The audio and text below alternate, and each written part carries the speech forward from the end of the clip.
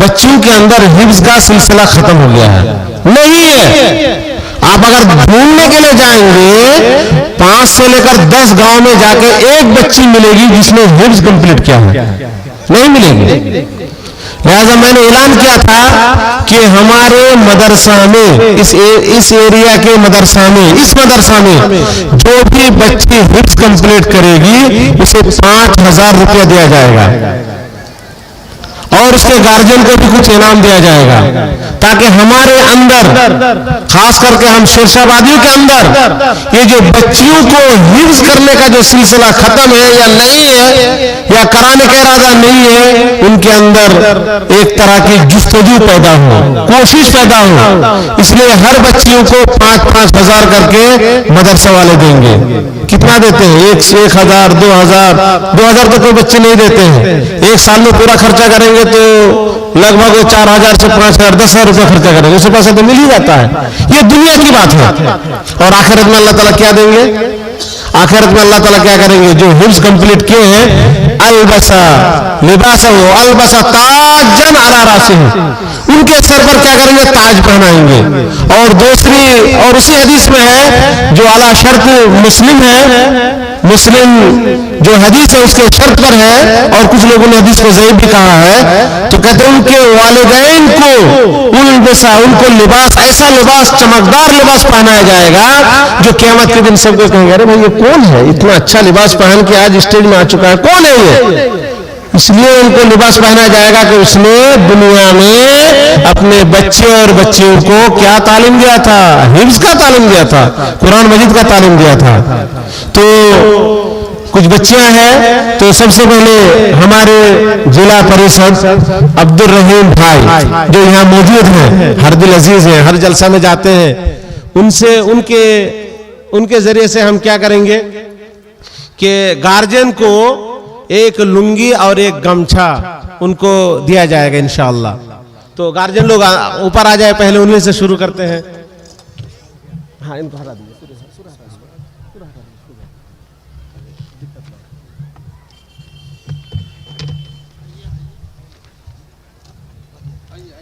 जी जी, ये गार्जियन पहले मंतशा मोहम्मद यूनुस जो गार्जियन है, जो उसके भाई हैं, हाँ ये बच्ची यतीमा है, उनके भाई हैं, वो आ जाइए।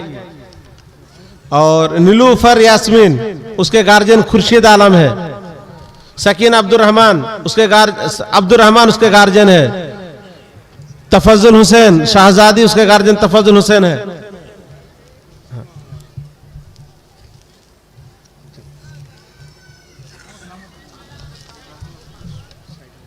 ठीक ठीक है।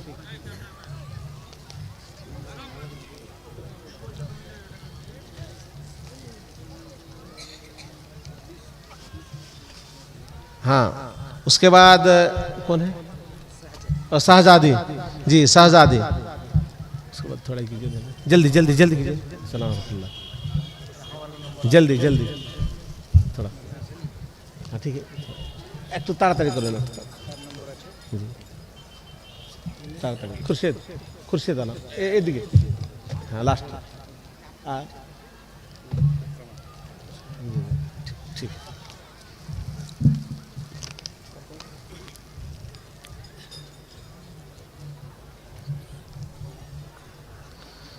हमारे उस्ताद मोहतरम फजलत शेख मोहम्मद रिजवान सलाफी साहब से गुजारिश करते हैं कि बच्चियों को शहादा और बुरका देंगे।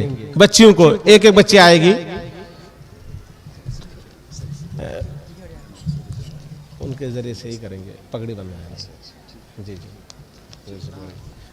पहले मुबशरा इब्राहिम सईद। और मुझे सबसे ज्यादा खुशी है कि आज मेरी 2 बच्ची, एक साल पहले मेरी बड़ी बच्ची और आज मेरी सबसे छोटी बच्ची हिफ्ज कंप्लीट की है। गार्जियन को खुशी होनी चाहिए और अल्लाह ताला का शुक्रिया अदा करना चाहिए। अल्हम्दुलिल्लाह। मुबशरा इब्राहिम सईद, हाँ इधर से आ जाए। अच्छा अच्छा, हाँ ये बहुत अच्छा जी। शहादा और वो इसमें बुरखा भी दे दिए एक साथ जी, इसमें सर्टिफिकेट वगैरह है।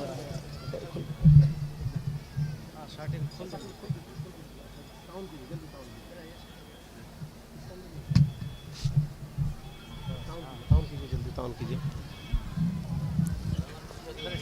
ठीक है, अच्छा, हाँ ये भी दे दें करके। नहीं, हाँ।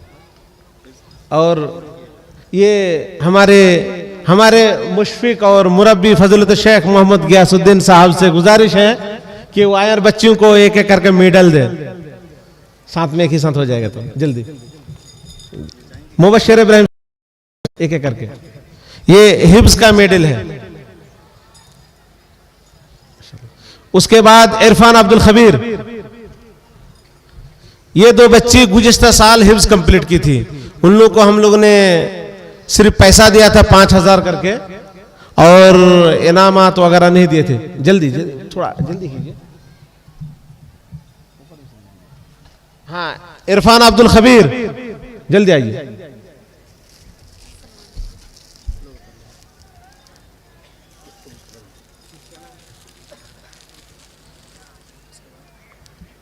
उसके बाद मंजिला खातून जियाउल हक, जल्दी जल्दी।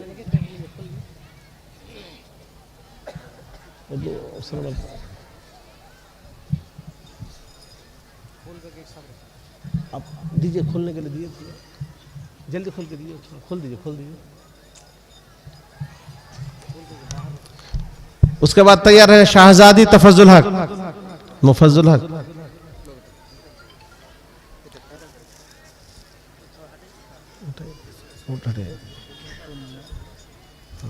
जो भी है छोड़िए, कोई दिक्कत नहीं, छोड़िए, ठीक।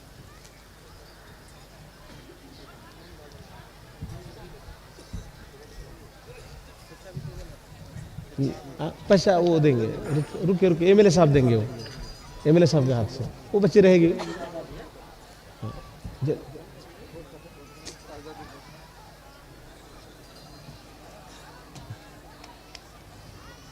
थोड़ा जल्दी कीजिए, आप लोग जल्दी कीजिए, टाइम जाया हो रहा है। 10:38 हो गया। थोड़ा ये दीजिए ना, खोलने जल्दी खोल के दीजिए।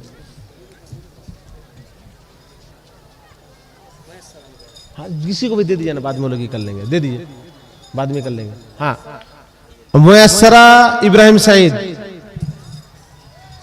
मंजिला खातून जियाउल हक हुआ, मंजिला खातून शाहजादी और सकीना, नीलूफर यास्मीन, खुर्शीद आलम, मंतशा मोहम्मद यूनुस। जल्दी आ जाए स्टेज में, जल्दी आ जाए। जिन बच्चों का नाम लिया जा रहा है जल्दी आ जाए। आप लोग वहीं इंतजार करें थोड़ा।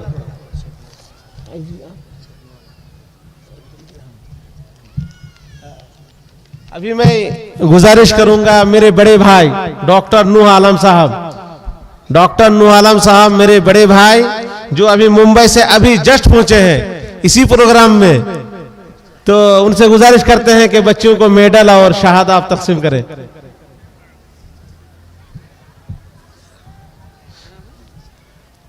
जो भी है दीजिए ना, कोई दे दीजिए ना, बाद में लोग तकसीम कर लेंगे, दे दीजिए, बाद में कर लेंगे। हाँ, लीजिए बच्ची, पकड़ो, हाँ। और उसका बुरखा दीजिए। हाँ, तो उसको दीजिए आप शेख के हाथ में, ठीक है। उसके बाद दो जल्दी,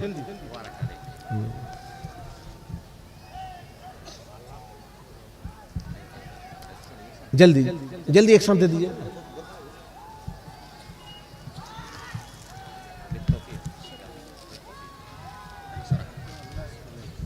आप लोग वहां सामान रख के फिर खाली हाथ जल्दी आएंगे, या कोई सामान वहां आई करके।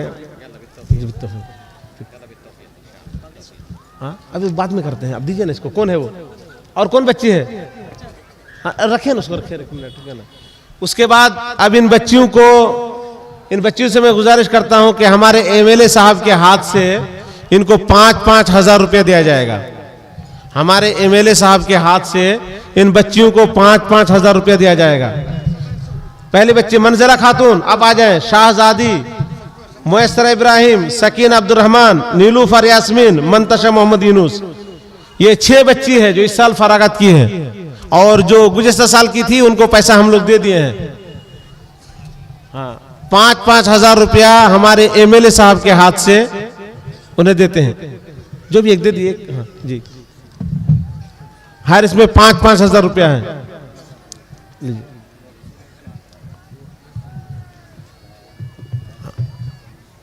इधर ठीक है, आप लोग जाइए, चले जाइए एकदम मदरसा के अंदर। आप लोगों से गुजारिश है कि एकदम आप लोग मदरसा के अंदर चले जाए। अभी 2 बच्चे हैं, एक का नाम अब्दुल रहमान और मजहर इस्लाम। इन 2 बच्चों के सर में पगड़ी, जिसको अमामा बोलते हैं, पगड़ी, ये हमारे फजीलत शेख मुशफिक व मुरब्बी डॉक्टर अब्दुल लतीफ किंदी साहब ही करेंगे। डॉक्टर अब्दुल लतीफ किंदी, और साथ में शहादा भी देंगे और 5,000 रुपये भी देंगे।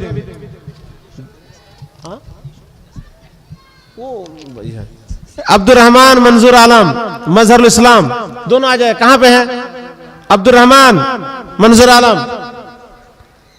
अब्दुल रहमान, मंजूर आलम, मजहर इस्लाम। कहां कपड़ा, कपड़ा कहां? कपड़ा है वहां के, जल्दी जल्दी पगड़ी लगाइए, कपड़ा लेके आइए। अमामा बांधने दीजिए ना, उसके बाद अमामा बांधने दीजिए।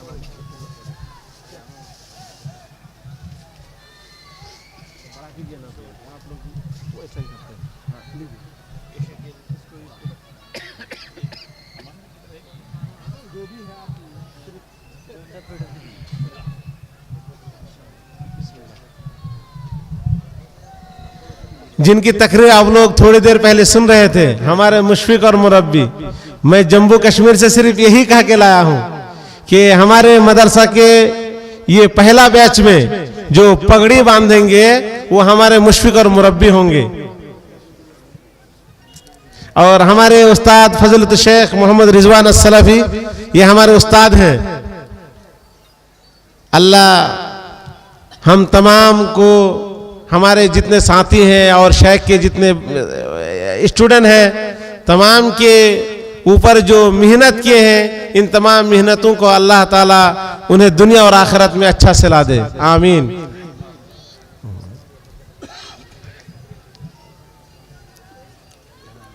शहादा भी दीजिए।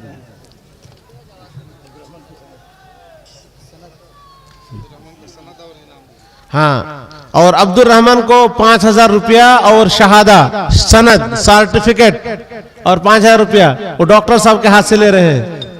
और हमारे उस्ताद मुशफिक उस्ताद फजल शेख रिजवान साहब के हाथ से, हफिज़हुल्लाह के हाथ से 5,000 रुपया आप दीजिए। शेख आप दीजिए। जी जी जी, दोनों का हो गया। जी जी, अब ये माशाअल्लाह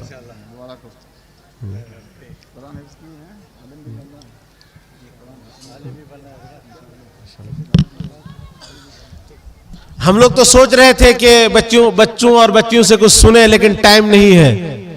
उन लोगों को बताया गया था कि एक आयत या 2 आयत हमारे जो गेस्ट हैं, जो आप लोग हैं, सुनना चाहेंगे तो सुनाएंगे, लेकिन टाइम नहीं है। तो अभी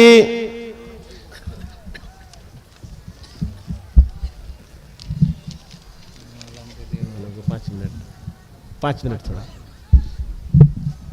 हमारे पास और एक जो है बेहतरीन खतीब और डॉक्टर हैं, जामिया इस्लामिया से डॉक्टरेट किए हैं, जामिया इस्लामिया से डॉक्टरेट किए हैं। और ये रईसुल मुफ्ती है, जो भी आप सवाल करते हैं उसका जवाब देते हैं। मालीगांव जामिया मंसूरा मालीगांव मुंबई के, वहाँ के रईसुल मुफ्ती है और हमारे एरिया के हैं, हमारे इलाका के हैं।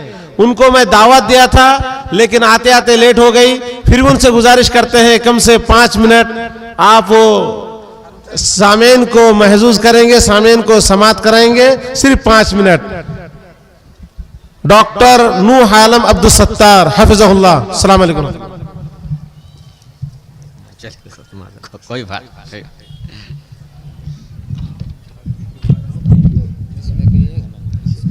दीजिए दीजिए दीजिए, अगर देना है तो दीजिए, कैसे जैसा आप।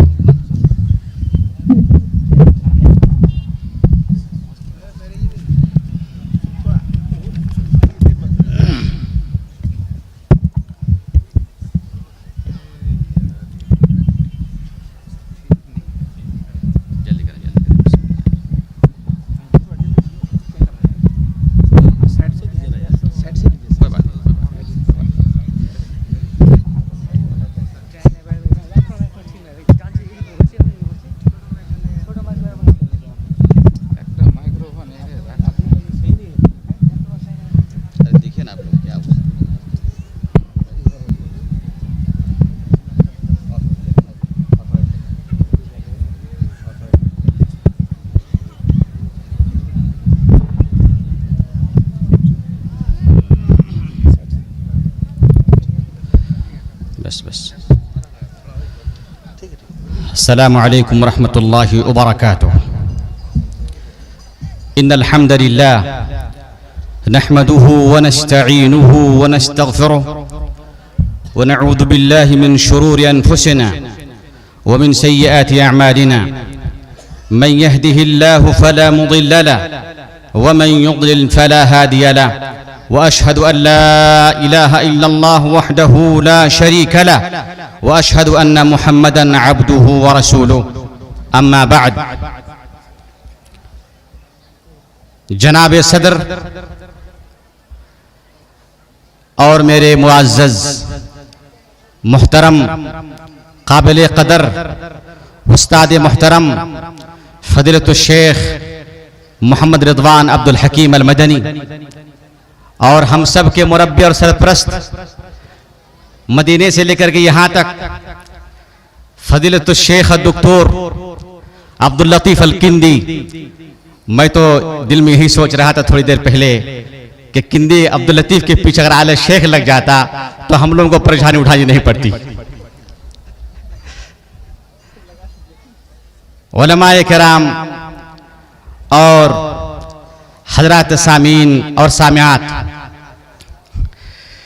क़िल्लत वक्त दामनगीर है और मैं नहीं समझता कि सूरज के सामने कोई चिराग जलाया जाए। हमारे पास हिंदुस्तान के मारूफ व मशहूर जमात के कद्दावर खतीब जनाब फज़ीलतुश शेख जरजीस साहब तशरीफ फरमा हैं। उनके सामने बोलने में मुझे सुबकी महसूस हो रही है। ताहम चूंकि सफर लंबा तय करके आया हूं, आप लोगों को किताबुल्लाह और सुन्नत रसूल के हवाले से चंद बातें सुनाने की जसारत करूंगा। मेरे भाइयों, अल्लाह ताला ने हमें और आपको इस दुनिया में यूं ही नहीं बसाया है। अजीम मकसद है, अजीम गायत है, अजीम गर्ज है। रब्बे कायनात ने इरशाद फरमाया, वमा खलक़तुल जिन्न वल इंस इल्ला लियअबुदून।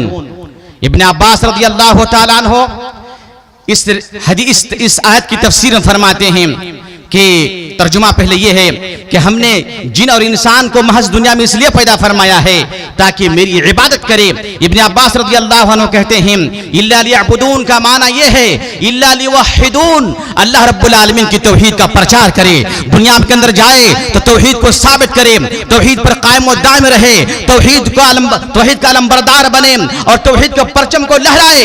मकसद हमारी तख्लीक का मकसद ये है मेरे भाइयों, तौहीद को थामना, तौहीद को जानना। आप खुद जाने, बच्चों को मालूम कराएं, बच्चों को सिखाएं, दरसगाहें खोलें, यही मकसद असासी है। अगर हमने मकसद असासी को पसे पुश्त डाल दिया, यकीन जानिए कि दुनिया के अंदर भी और आखिरत के अंदर भी पसपाई और हमारी जवाल के अलावा और कुछ नहीं है। सामीन, अल्लाह रब्बुल आलमीन ने कुरान के अंदर फरमाया, फमन ज़ुहज़िहा अनिन नार व उदखिलल जन्नत फ़क़द फ़ाज़। बरोज़े क़यामत जो शख्स जहन्नम से महफूज हो गया, जिसे जहन्नम से नजात मिल गई और जन्नत का रास्ता जिसको दिखा दिया गया, फ़क़द फ़ाज़, सबसे बड़ा कामयाब इंसान वो है। और यकीन जानिए कि तौहीद के बगैर कोई इंसान कामयाब हो ही नहीं सकता, हो ही नहीं सकता मेरे भाइयों। लिहाजा यहाँ सब बच्चे भी हैं, बच्चे के गार्जियन भी हैं, उनके औलिया उल उमूर हैं। औलिया उल उमूर की बड़ी जिम्मेदारी है। ये बच्चे आपके कंधे में अल्लाह की अमानत है। अल्लाह रब्बुल आलमीन इन अमानतों के बारे में जरूर सवाल पूछेगा।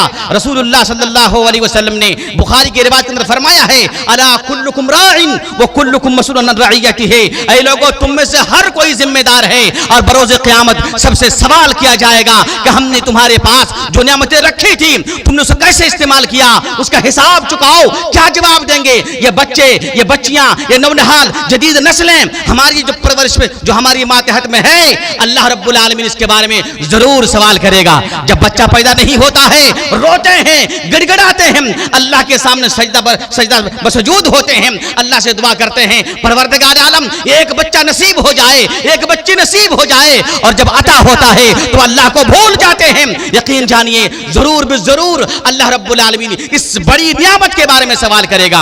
अल्लाह रब्बुल आलमीन ने फरमाया अल मालु वल बनून ज़ीनतुल हयातिद दुनिया, ऐ लोगों मालो दौलत ये दुनिया की जिंदगी की आसाइश है, खूबसूरती है, ज़ेबो ज़ीनत है, बहुत बड़ी नियामत है। पूछे उस शख्स से जिसके पास औलाद नहीं है, कितनी तकलीफ में है, कितनी रंजीदा खातिर वो रहता है। मेरे भाइयों, जिसको ये नियामत अता हुई है, बहुत बड़ी नियामत है, और अल्लाह ताला पूछेगा हम क्या करें।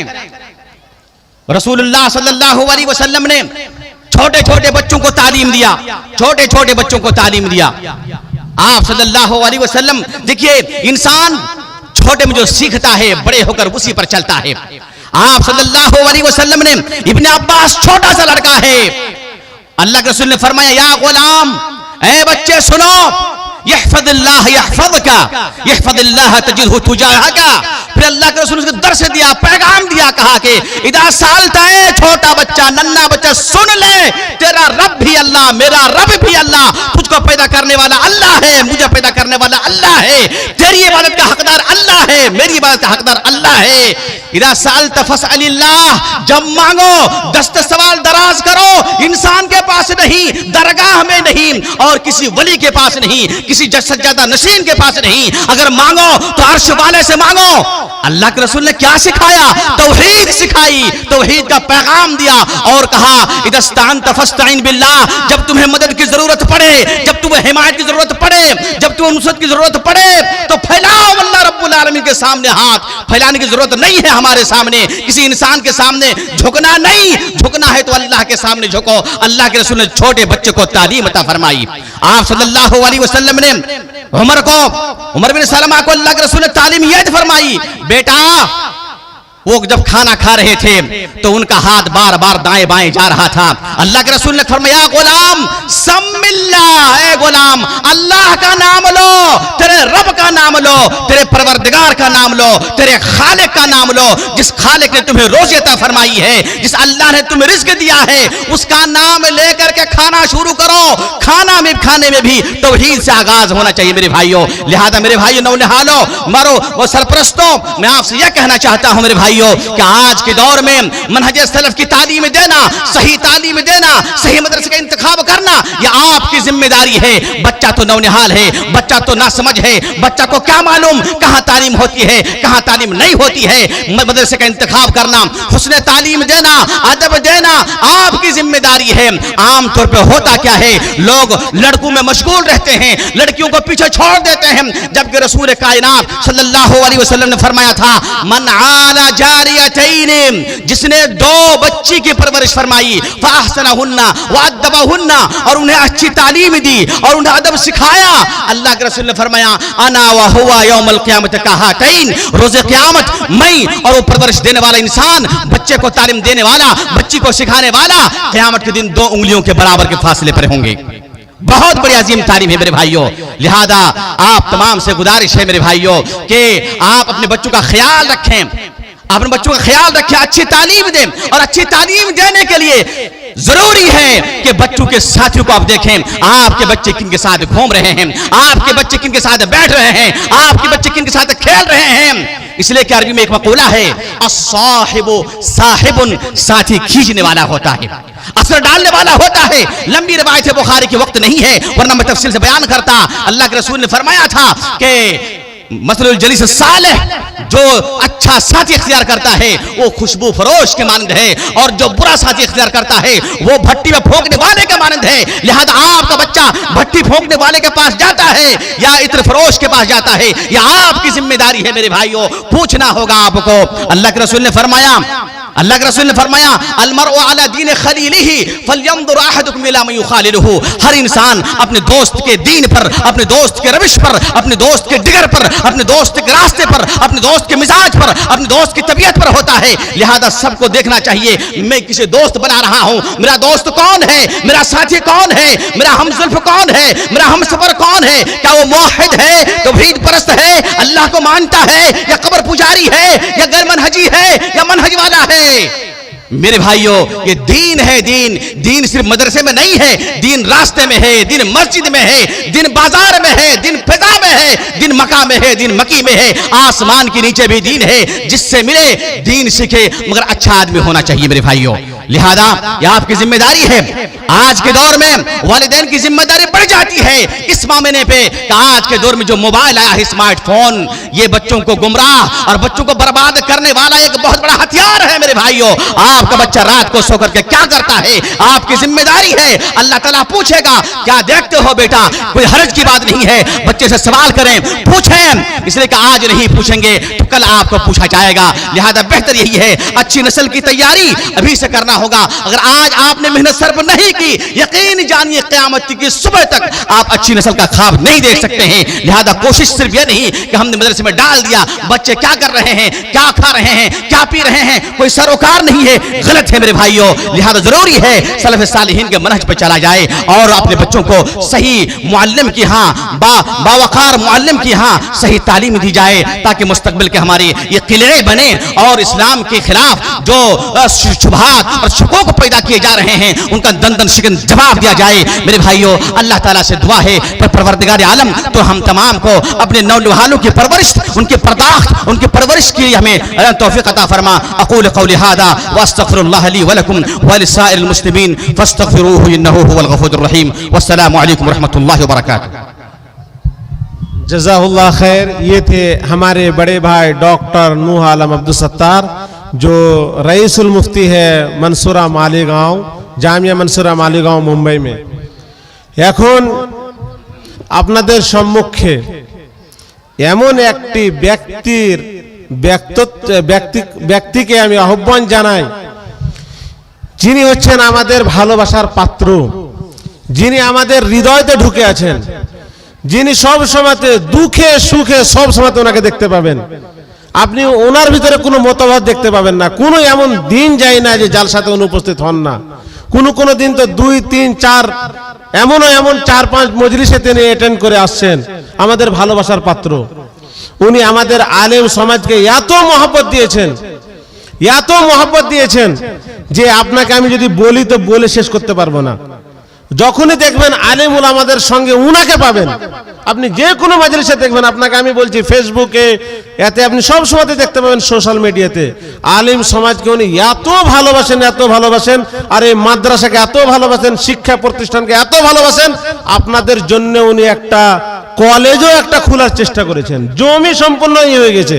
আর জানেন আরো খুশির খবর, আমাদের মাদ্রাসাতে উনি একটা লাইট 5 লক্ষ টাকার একটা লাইট আমাদের মাদ্রাসা দিয়েছেন। আলহামদুলিল্লাহ। আপনারা এই খুশিতে একবার লিল্লাহে তাকবীর বলো তো, জোরে করে বলবেন না? লিল্লাহে তাকবীর। হলো না? 5 লক্ষ টাকার একটা লাইট দিলে আর এত আস্তে করে বললে চলবে?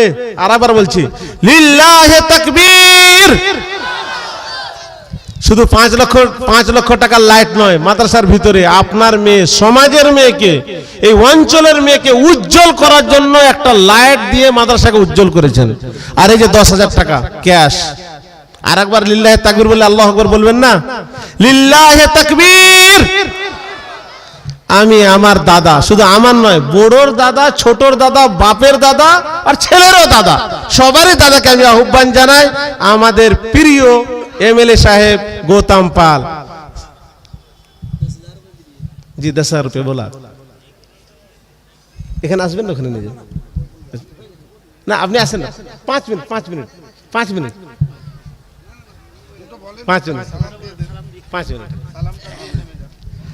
আসসালামু আলাইকুম। আমি বক্তব্য রাখবো না, যার জন্য আমরা শুনতে এসেছি আমরা তার বক্তব্য শুনবো। আমি এই বলে শেষ করলাম, ধন্যবাদ।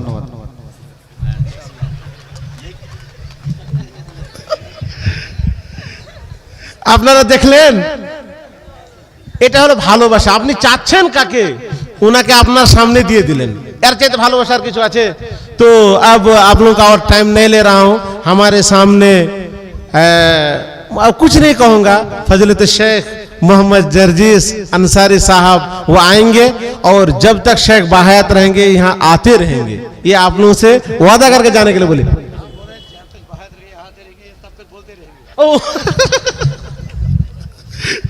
आइए इसमें बैठेंगे, इसमें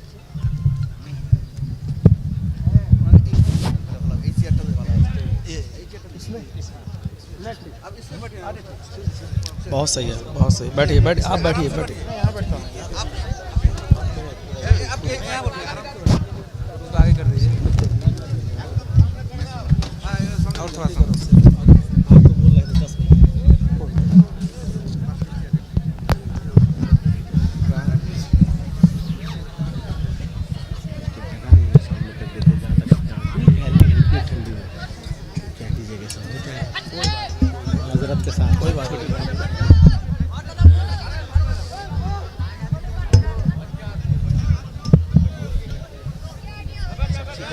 ठीक ठीक ठीक ठीक, हम कर लेंगे।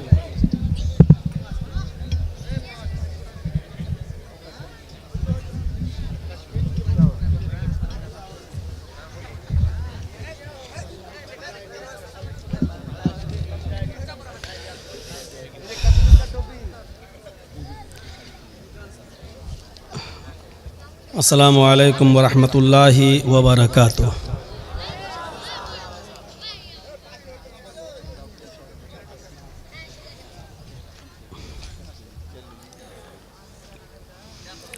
अल्हम्दुलिल्लाह अल्हम्दुलिल्लाहि नहमदुहु व नस्तईनुहु व नस्तगफिरुह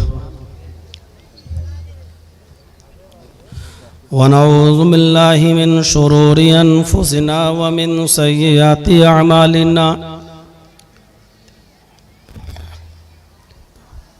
मन यहदिहिल्लाहु फला मुज़िल्ल लहु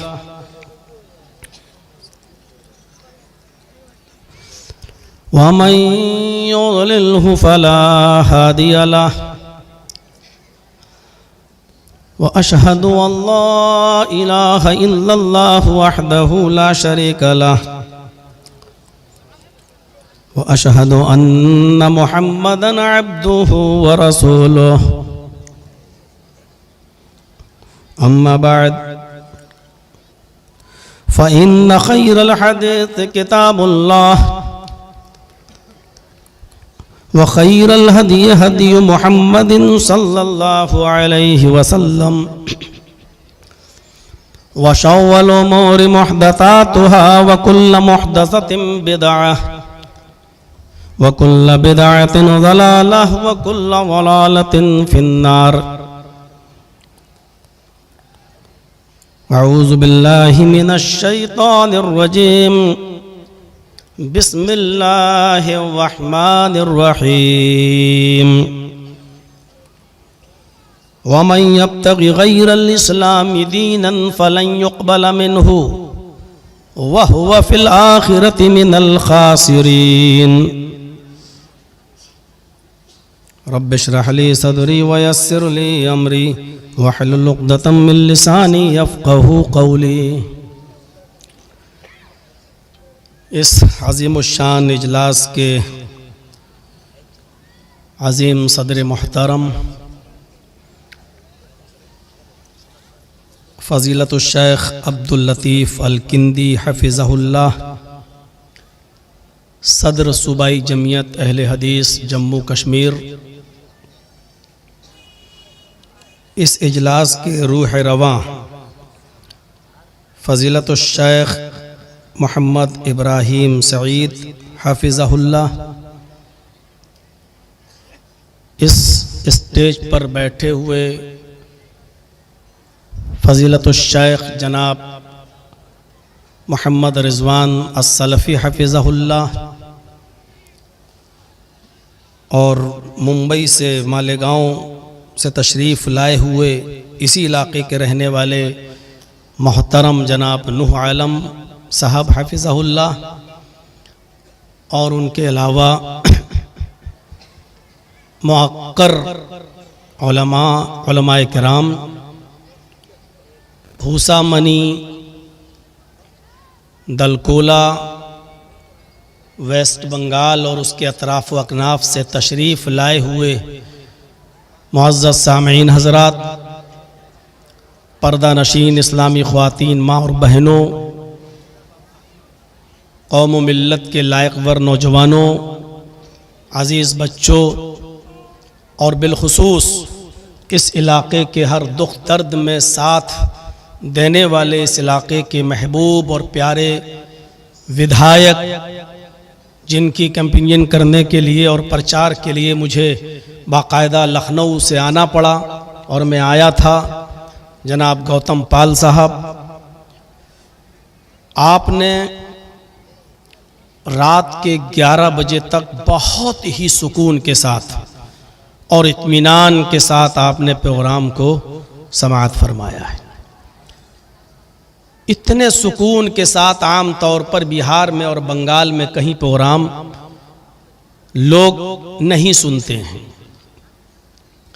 आपका बहुत बहुत शुक्रिया कि आपने अब तक धैर्य बनाए रखा। जब मैं यहाँ पहुँचा तो हमसे इब्राहिम सईद साहब ने कहा कि सर्दियों के दिन हैं, ठंड की रात है, इसलिए हम जलसे को बहुत ज़्यादा लंबा नहीं चलाएंगे, आपको 10 बजे टाइम दे दिया जाएगा, बहुत हुआ तो 10:15 और 10:30 तक टाइम दे दिया जाएगा और जलसे को 12 बजे ख़त्म कर दिया जाएगा। हम लोग बहुत दिनों से तकरीरों में और जलसों में इस बात को उठाते रहे हैं कि पूरी रात का जलसा बिहार से और सीमांचल से और बंगाल से ख़त्म होना चाहिए, और कई जलसों में बोला जा चुका है इस बात पर।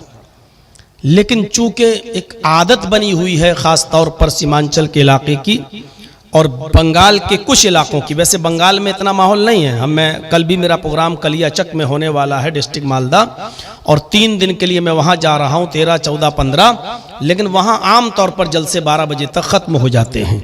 अल्लाह करे कि यही दस्तूर हमारे सीमांचल बिहार में भी राइज हो जाए और जलसे 12 बजे तक ख़त्म हो जाएं, तो बहुत बड़ी कामयाबी मिल सकती है हमें, क्योंकि जलसों में फ़ायदा कम हो रहा है और नुकसान ज़्यादा हो रहा है। मैं आपको गिना नहीं सकता हूँ, आपको याद होगा, ना याद हो तो मैं आपको बता दूं कि मेरी सबसे पहली तकरीर हुई थी सोनियाबाड़े के अंदर मऊनाथ भंजन में। उस वक्त मेरी उम्र थी सिर्फ 17 साल। और दूसरी तकरीर हुई थी मेरी बॉम्बे में, बांद्रा में, मुख्तार अहमद नदवी रहमतुल्लाह अलैह की सदारत में। उस वक्त मेरी उम्र थी 17 साल 10 महीना।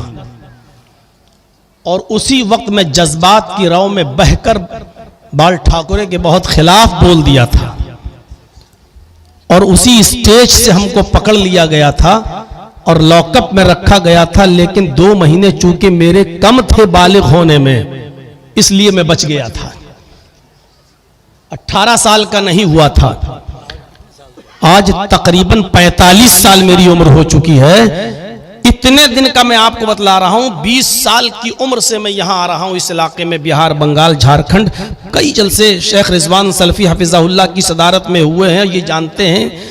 आपको मैं यकीन के साथ कहता हूं कि अगर कोई मुझसे पूछे कि जर्जी साहब 18 साल की उम्र से लेकर आज 45 साल की उम्र के आप हो गए हैं, इतने सालों में 27, 28, 25 साल के अरसे में इन जलसों में आपको कितनी कामयाबी मिली और जलसों का कितना असर हुआ और क्या माहौल चेंज हुआ, आप 100 में से कितना नंबर देंगे? तो आप यकीन मानिए कि मैं आपको 100 में से 0 नंबर दूंगा।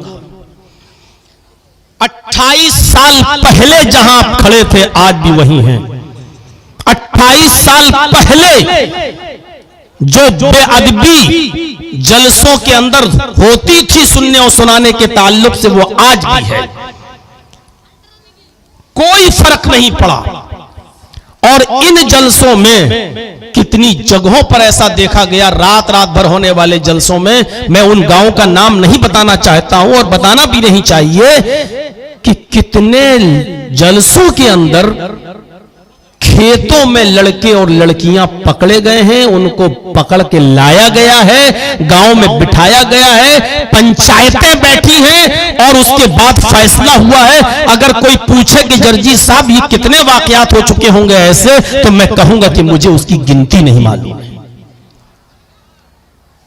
अब आप अंदाजा लगा सकते हैं कि जब इजलास हमारे महफूज न हो और जलसों के मौके पर गांव में होने वाले उन जलसों में लड़के और लड़कियां खेतों में पकड़े जाएं, तो फिर हमारे जलसे किस तरफ जा रहे हैं और हमारे दीनी प्रोग्राम किस तरफ जा रहे हैं। संजीदगी के साथ सोशल मीडिया पर और फेसबुक पर लिखने से कुछ नहीं होगा।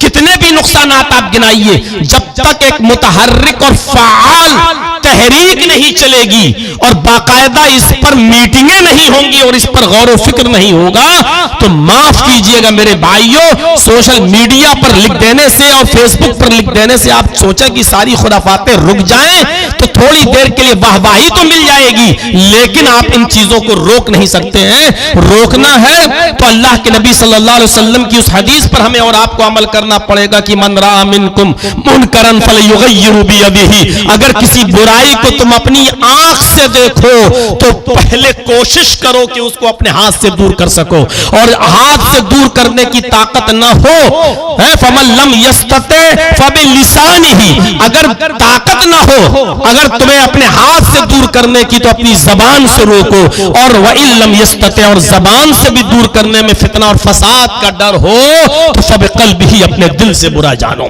तो मेरे भाइयों, हमें और आपको कोशिश करनी चाहिए कि जलसे तो हो, लेकिन जिस मकसद के तहत जलसे होते हैं, अल्लाह रब्बुल आलमीन उन जलसों का मकसद हमें पूरा करने की तौफीक अता फरमाए, और उन जलसों के मकासद भी हमें जो है, जैसे दीनी माहौल, जलसे सुधारने के लिए नहीं होते हैं, जलसे सिर्फ आपके अंदर एक रूह फूकने के लिए होते हैं, जलसे आपको नमाजी बनाने के लिए नहीं होते हैं, आपके मुआशरे में नमाजियों में जो सुस्ती आई है उसको दूर करने के लिए होते हैं, बुराइयों में जो इजाफा हुआ है उसको दूर करने के लिए होते हैं। जलसे इसलिए नहीं होते हैं कि अब कल से कोई आदमी शराब ही नहीं पिएगा, कल से कोई आदमी अब बेनमाजी नहीं रहेगा, बल्कि समाज में और मुआशरे में और सोसाइटी में जो कमियां और सुस्ती आई है उसको दूर किया जा सकता है। अल्लाह रब्बुल आलमीन हमें जलसों के मकासद को पूरा करने की तौफीक अता फरमाए। मेरे भाइयों, अल्लाह रब्बुल आलमीन का शुक्र है और उसका एहसान अजीम है कि उसने हमें और आपको इस्लाम की दौलत से मालामाल किया है।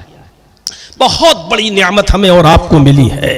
अल्लाह रब्बुल आलमीन ने कहा, वमन यब्तगी गैरल इस्लाम दीनन फलन युक़बल मिन्हु, जो इस्लाम को छोड़कर कोई दूसरा दीन तलाश करेगा, गौर कीजिए, जो इस्लाम को छोड़कर कोई दूसरा दीन तलाश करेगा, फलन युक़बल मिन्हु, वो दीन उसका कबूल नहीं होगा। आखिर इस्लाम को अल्लाह ने क्यों ये कहा है कि यही दीन मुझे पसंद है, यही धर्म मुझे पसंद है? उसकी वजह यह है मेरे भाइयों कि अल्लाह तबारक व तआला की तरफ से उतारा हुआ दीन यही इस्लाम है। उसकी शक्लें नाम हो सकता है बदल दिए जाएं जबान के एतबार से और भाषा के एतबार से, जैसे हम वेदों के आधार पर कह सकते हैं कि सनातन धर्म, जिसका माना होता है सत्य की तरफ बुलाने वाला, और सनातन का माना होता है शांति की तरफ दावत देने वाला धर्म। तो मेरे भाइयों, इस्लाम का माना भी होता है सलामती, जिसके अंदर हो शांति का उपदेश हो, पैगाम हो। तो जबान बदली जा सकती है लेकिन माना एक ही है। इस धर्म को शाश्वत धर्म भी कहा जा सकता है। शाश्वत धर्म का मतलब होता है आसमान से जमीन पर, आकाश से धरती पर आने वाला सुरक्षित दीन, जो आसमान से जिस कंडीशन में उतारा गया हो और धरती पर जमीन पर उसी कंडीशन में मौजूद हो। तो कुरान करीम एक ऐसी किताब है कि आसमान से जिस कंडीशन में उतारी गई है, जिस कंडीशन में नाजिल की गई है, वो कुरान अपनी असली शक्ल में जिस कंडीशन में आसमान से नाजिल हुई उसी कंडीशन में मौजूद है। इन्ना नहनु नज़्ज़लना ज़िक्र व इन्ना लहू लहाफ़िज़ून, हम ही ने इस कुरान करीम को नाजिल किया है और हम ही इस कुरान करीम की हिफाजत फरमाएंगे। तो सनातन कह लो, शाश्वत कह लो, सलामती वाला कह लो, या आसमान से जमीन पर आने वाला सुरक्षित और महफूज मजहब कह लो, वो इस्लाम है। अल्लाह की तरफ से आया हुआ दीन सिर्फ एक ही है। अरे जब अल्लाह ने और चीजें पैदा की हैं, वो जब किसी और के लिए अलग नहीं हो सकती हैं, तो इस्लाम हमारा मुसलमानों का और दूसरों के लिए दूसरा, ये कैसे हो सकता है? अल्लाह ने हवा चलाई, जो हवा हमें और आपको मिलती है, कोई कह सकता है कि हवा सिर्फ मुसलमानों के लिए है? जितनी हवा पर हमारा और आपका हक है, हिंदू भाइयों का भी हक है, यहूदियों का भी हक है, ईसाइयों का भी हक है, बुद्धिस्टों का भी हक है, सिखों का भी हक है, क्योंकि अल्लाह की तरफ से उतारी हुई कोई चीज, नाजिल की हुई किसी चीज पर किसी एक का अधिकार नहीं है। अल्लाह ने हवा चलाई, वो सबके लिए है। अल्लाह ने जो सूरज की रोशनी दी है हमें और आपको, मौजूदा जमीन से ये सूरज जो 9 करोड़ 30 लाख मील की बुलंदी पर है और 1 करोड़ 40 लाख डिग्री सेंटीग्रेड गर्मी जो इस सूरज की हमें और आपको मिलती है और हमारे खेतों और अनाजों को पकाती है और तैयार करती है, इस सूरज की शुआ और गर्मियों पर मेरे भाइयों सबका अधिकार है। कोई ये नहीं कह सकता है कि सूरज मुसलमानों का है और कोई हिंदू ये नहीं कह सकता कि सूरज सिर्फ हमारा है। चांद पर कोई ये नहीं कह सकता कि सिर्फ हमारा पावर है और हमारी अथॉरिटी और ताकत है। इसी तरीके से आसमान पर और जमीन पर कोई ये नहीं कह सकता कि सिर्फ हमारा अधिकार है। तो जिस तरीके से अल्लाह रब्बुल आलमीन ने इन तमाम चीजों को पैदा किया वो सबके लिए है, उसी तरीके से अल्लाह का उतारा हुआ दीन और धर्म और मजहब भी सबके लिए है। वो हिंदू भाइयों का अलग हो, मुसलमानों का अलग हो, सिखों का अलग हो, ईसाइयों का अलग हो, बुद्धिस्टों का अलग हो, जैनियों का अलग हो, ये नहीं हो सकता है। अल्लाह रब्बुल आलमीन की तरफ से उतारा हुआ वो दीन भी सबके लिए है। और आप ताज्जुब करेंगे, अल्लाह ताला ने अपने नबी मोहम्मद रसूलुल्लाह सल्लल्लाहु अलैहि वसल्लम को भी फरमा दिया कि आए मेरे हबीब, आए मेरे नबी, हमने तुम्हें जो दीन दिया है, जो धर्म दिया है, जो मजहब देकर भेजा है, वो सिर्फ तुम्हारा नहीं है। ये कोई नया दीन लेकर तुम इस दुनिया में नहीं आए हो। तुमसे पहले भी जितने पैगंबर इस दुनिया में आए, हमने उनको वही चीज देकर भेजा था जो चीज तुम्हें देकर भेजा है। शरअ लकुम मिनद्दीनी मा वस्सा बिही नूहन वल्लज़ी औहैना इलैक व मा वस्सैना बिही इब्राहीम व मूसा व ईसा नक़ीमुद्दीन। आए मोहम्मद सल्लल्लाहु अलैहि वसल्लम, हमने आपके लिए उसी दीन को स्थापित किया है, उसी दीन के निफाज का हुक्म दिया है, उसी दीन को मशरू करार दिया है जो आपसे पहले हमने नूह को देकर भेजा था और जिसकी वसीयत हमने आपको कर दी, जिसका की वही हमने आपको कर दी। और नूह के बाद ये दीन हमने जिनको देकर भेजा वो नाम है वल्लज़ी औहैना बिही इब्राहीमा व मूसा व ईसा नक़ीमुद्दीन। और नूह के बाद इब्राहीम, मूसा और ईसा उसी दीन को लेकर आए। मेरे भाइयों गौर करो, जो नूह लेकर आए थे वही मजहब मोहम्मद रसूलुल्लाह लेकर आए, जो मजहब इब्राहिम लेकर आए थे वही मजहब नबी अकरम लेकर आए, जो मजहब मूसा और ईसा अलैहिस्सलाम को दिया गया था अल्लाह की तरफ से, मोहम्मद रसूलुल्लाह ने भी हमें वही दीन दिया। दीन नया नहीं है, दीन नया नहीं है, दीन वही है जो मूसा और ईसा का है। बस ये अलग बात है कि अल्लाह ने जिस नबी को दीन देकर भेजा ये नहीं फरमाया कि हम इस दीन की हिफाजत करेंगे, बल्कि ये भी कह दिया कजरुओं ने कजरबी मिला दी। उस नबी के मानने वालों ने बाद में उस नबी के गुजर जाने के बाद शिर्क की आमेज़िश कर दी, तौहीद के साथ खिलवाड़ किया, एकेश्वरवाद में बहु देववादियत और बहु ईश पूजा को शामिल कर दिया। एक अल्लाह की इबादत के बजाय बहुत से खुदाओं की और बहुत से माबूदाने बातिला की पूजा होने लगी। और जब जब ये बिगाड़ पैदा हुआ तब तब इस धर्म को की हिफाजत के लिए अल्लाह ने पैगंबरों को भेजा और नबियों को भेजा और उस सिलसिले की आखिरी कड़ी खत्म हो जाती है जनाबे मोहम्मद रसूलुल्लाह सल्लल्लाहु अलैहि वसल्लम पर। वरना हर कौम के अंदर और हर उम्मत के अंदर अल्लाह ने एक नबी को भेजा। वलक़द बअसना फी कुल्लि उम्मतिन रसूलन अन अअबुदुल्लाह। हमने हर उम्मत के अंदर, हर समूह के अंदर, हर बिरादरी के अंदर, हर कौम के अंदर ऊपर एक सचेत करने वाला भेजा है, एक डराने वाला भेजा है, हमने एक रसूल भेजा है। उस रसूल की दावत, उस मैसेंजर की दावत, उस प्रॉफिट की दावत, उस पैगंबर की दावत ये थी अनअबुदुल्लाह, कि एक अल्लाह की इबादत करना, एक अल्लाह की पूजा करो, एक अल्लाह की इबादत करो।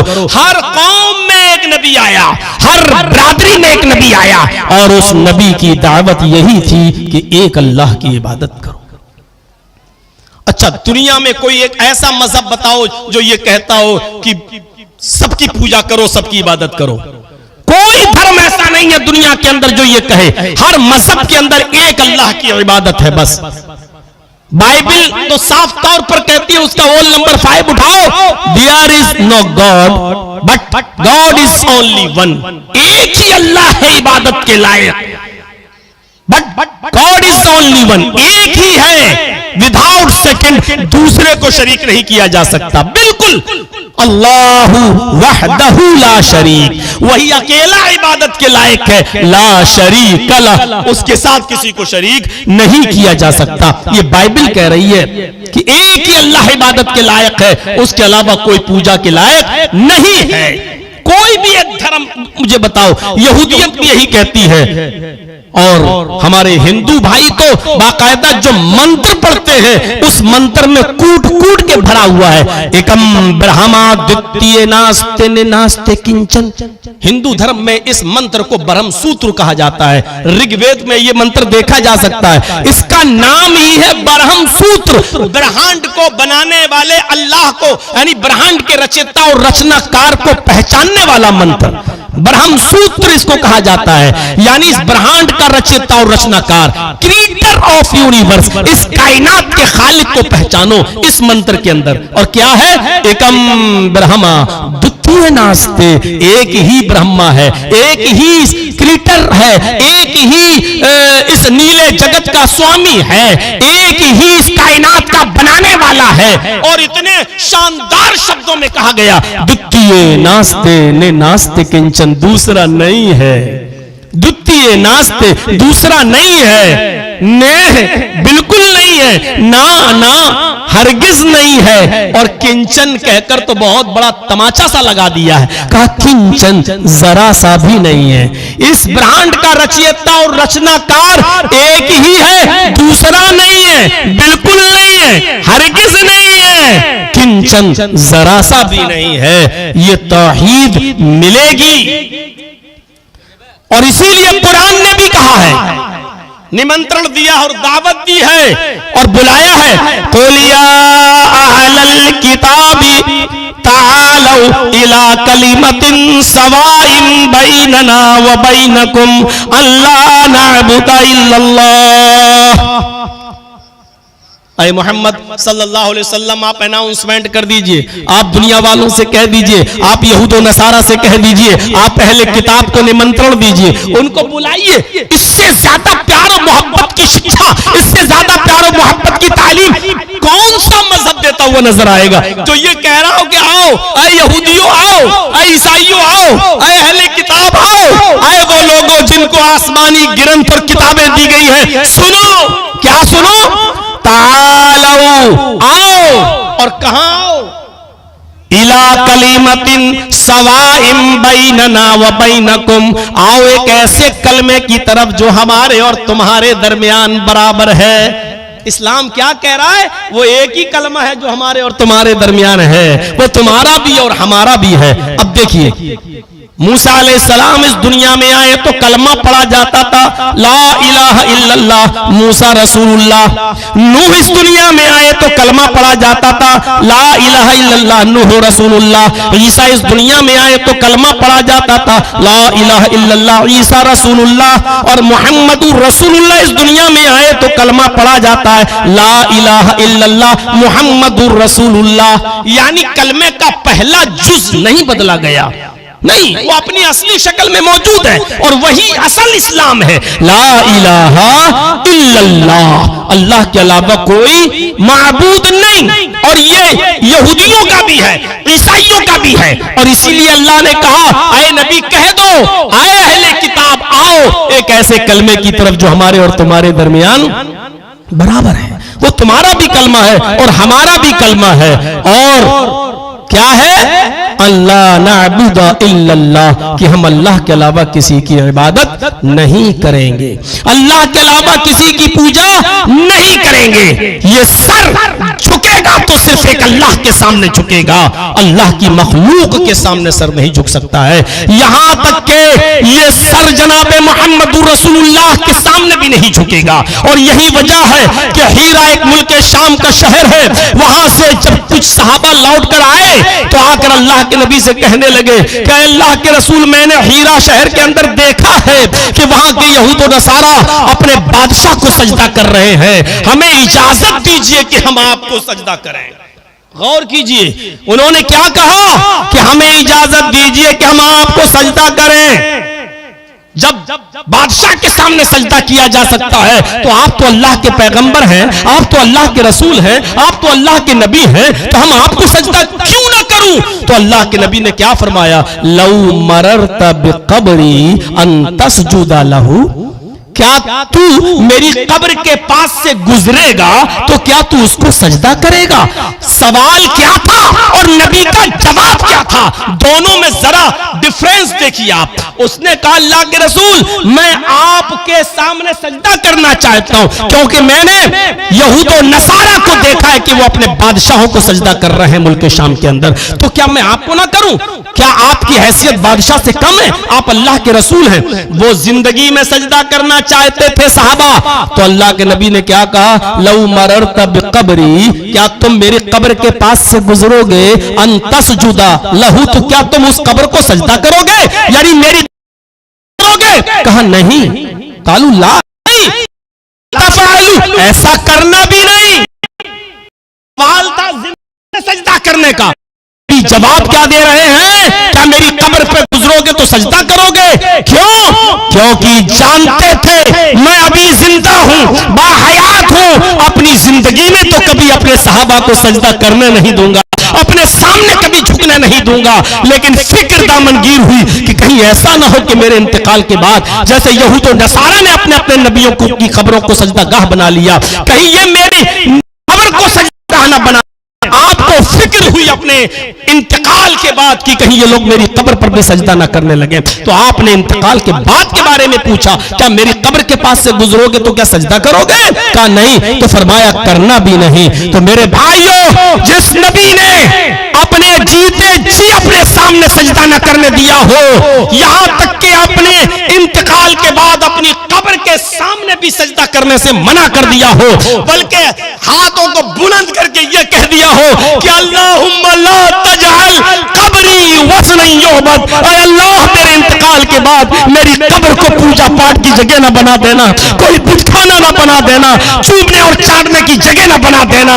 उस नबी से क्या ये तवक्को रखी जा सकती है कि वो अल्लाह के अलावा किसी गैर के सामने सजदा करने का हुक्म देगा और किसी गैर के सामने सजदा करने की परमिशन देगा? मेरे भाइयों, जरा तसव्वुर कीजिए आप, तौहीद किसी भी मजहब की असास, बुनियाद और जान हुआ करती है। अगर हमारे मुआशरे में तौहीद जिंदा नहीं तो आप कितने भी अमल कर लो, नमाजें पढ़ लो, रोजे रख लो, हज कर लो, ज़कातें दे लो, सदका और खैरात कर लो, ये एक मंजिल नहीं 5 मंजिल की बिल्डिंगें बना के तैयार कर लो, लेकिन अगर शिर्क नहीं छूटा तो हमारे सारे अमल बेकार। अल्लाह ने तो अपने नबी मुहम्मदुर रसूलुल्लाह को भी मुखातब करके कह दिया, लइन अशरकता लयहबतन्ना अमलुका, ऐ मोहम्मद सल्लल्लाहु अलैहि वसल्लम, अगर आप शिर्क करेंगे तो आपके अमल भी बर्बाद कर दिए जाएंगे। मुहम्मदुर रसूलुल्लाह, आए नबी, अगर आप सजदा करें, आप अगर शिर्क करेंगे तो आपके भी अमल बेकार कर दिए जाएंगे। लीजिए साहब, जब नबी का शिर्क अल्लाह को पसंद नहीं और कह रहा है कि हम आपके भी अमल बर्बाद कर देंगे, लयहबतन्ना अमलुक, आपके अमल भी बर्बाद कर दिए जाएंगे, और कहा लतकूनन्न मिनल खासिरीन, खासिरीन, और आप जरूर ब जरूर नुकसान उठाने वालों में से हो जाएंगे। अगर नबी शिर्क करे तो अल्लाह उसके अमल भी बर्बाद कर दे। हमारे और आपके शिर्क करने पर हम ये सोचे कि हमारी इबादतें अल्लाह कबूल कर लेगा, हमारे रोजे अल्लाह कबूल कर लेगा, हमारे हज और हमारी इबादतें कबूल कर लेगा। मेरे भाइयों, शिर्क से अपने आप को भी साफ करो और अपना मुआशरा साफ कर, अपने मुआशरे को भी साफ करो। जरा गौर करो कि जब अल्लाह के नबी सल्लल्लाहु अलैहि वसल्लम की एंट्री मदीने में हुई और आप अपनी ऊंटनी पर सवार थे, मदीने की औरतें छतों पे चढ़कर मंजर देख रही थी कि देखें आज अल्लाह के नबी की सवारी कहां रुकती है, किस जगह रुकती है। मदीने की छोटी छोटी 5-5, 6-6 साल की बच्चियां दफ बजा रही थी, ढोल बजा रही थी और ये गीत गा रही थी, तलाल बद्रु अलैना मिन सनैयातिल वदाई वजब शुक्र अलैना मादा लिल्लाहि दाई। आज तो 14वीं रात का चांद फरहान की चोटियों से चमका है। आज तो मक्का से जनाबे मोहम्मद रसूलुल्लाह तशरीफ लाए हैं। अल्लाह के नबी इन अशार को सुन रहे हैं और मुस्कुरा रहे हैं, लेकिन उन छोटी छोटी बच्चियों के मुंह से एक जुमला निकल गया। उन्होंने अल्लाह के नबी को करीब आते हुए देखा तो उन लड़कियों ने एक जुमला ये पढ़ दिया, वफीना नबिय्युन यअलमु मा फी गद। आज हमारे दरमियान एक ऐसे नबी आए हैं जो कल की बात भी जानते हैं, जो कल का इल्म भी रखते हैं, कल क्या होने वाला है उसको भी आप जानते हैं। इतना कहना था कि अल्लाह के नबी अपनी ऊँटनी से उतरे, उन छोटी छोटी बच्चियों के पास जाते हैं और कहते हैं कि हाज़िहिल कलिमात, आए बच्चियों इन कलिमात को छोड़ दो, ये जुमले न पढ़ो, जो पहले पढ़ रही थी उन्हीं जुमलों को पढ़ो। अल्लाह की कसम मुझे नहीं मालूम कि कल मेरे साथ और तुम्हारे साथ क्या सुलूक किया जाएगा, मुझे इस बात का इल्म नहीं कि मेरे साथ और तुम्हारे साथ क्या होगा। गौर करो, छोटी छोटी बच्चियां, अरे आज हमारा मुआशरा कहता है छोटे कपड़े पहन लिए हमारी बच्ची ने, चलो भी बच्ची तो है, हमारे यहाँ तो 16 और 17 साल की लड़की भी बच्ची मानी जाती है। अरे अभी तो बच्ची है, अभी उसकी उम्र ही क्या है, अरे छोड़ो, अभी इसने ऐसे कपड़े पहन लिए तो क्या, अभी इसकी उम्र ही क्या हुई। अल्लाह के रसूल ने उन छोटी छोटी बच्चियों की जबान से जुमला निकलते हुए देखा, सुना, उतर गए, उनको रोका। क्यों? अगर आज इनके दिमाग में यह अकीदा बैठ गया कि कोई नबी, कोई पीर, कोई वली, कोई बुजुर्ग कल की बात भी जानता है, तो फिर ये बड़े होने तक नहीं निकलेगा, बुढ़ापे तक नहीं निकलेगा, इसके दिमाग से ये चीज नहीं निकाली जा सकती है। इसलिए अल्लाह के रसूल ने उन बच्चों की इस्लाह पहले कर दी है। इसलिए मेरे भाइयों, मकतब में जब अपने बच्चों को पढ़ाएं तो ऐसे मकतब में भेजें जहां बच्चों का तौहीद के सिलसिले में ब्रेन वॉश हो, जहां से निकाला जाए, जहां उनकी अकल से ये सारी चीजें निकाली जाएं और तौहीद उनके दिल और दिमाग में कूट कूट के भरी जाए। इसलिए अगर बुनियादी तालीम मजबूत नहीं होगी तो याद रखिएगा मेरे प्यारे साथियों, बुढ़ापे तक ये चीज नहीं निकलेगी। अच्छा बताइए, 20 साल से लेके 45 साल तक इस इलाके में आ रहे, आज भी झगड़ा चलता है ना। कहीं कहीं इलाके में पूछा जाता है, मौलाना साहब फर्ज नमाज के बाद दोनों हाथ उठाकर दुआ मांगना कैसा है, पूछा जाता है। आज भी सवाल हो रहा। क्यों? क्योंकि उस गांव के बुजुर्गों के दिमाग में ये बैठ गया कि हमारे बाप दादा तो फर्ज नमाज के बाद दोनों हाथ उठा के दुआ करते थे और इमाम साहब दुआ कराते थे और सारे लोग मस्जिद में बैठ के उनके पीछे आमीन आमीन कहते थे। आज 25 साल तो हमें हो गए आते हुए, लेकिन 25 साल में अब तक उनका जहन साफ नहीं कर पा रहा हूं। मेरे भाइयों, जो चीजें बचपने में बैठ जाती हैं दिमाग में और अकल पर, वो बुढ़ापे तक नहीं खत्म होती हैं। आज भी सुनने को मिलता है कि हमारे बाप दादा करते चले आए, ये कल के मौलवी पता नहीं कहां से पढ़ के आ गए हैं, क्या पढ़ के आए हैं, इनका इस्लाम अलग है क्या, हमारे बाप दादा करते चले आ रहे हैं। जिस इलाके में मैं कल जा रहा हूं, मेरे भाइयों, आप यकीन मानिए उस इलाके का हाल ये था उस इलाके का कि 100 ताजिया निकलता था, 100। आज वो ताजिया घट के 15-20 तक रह गया है।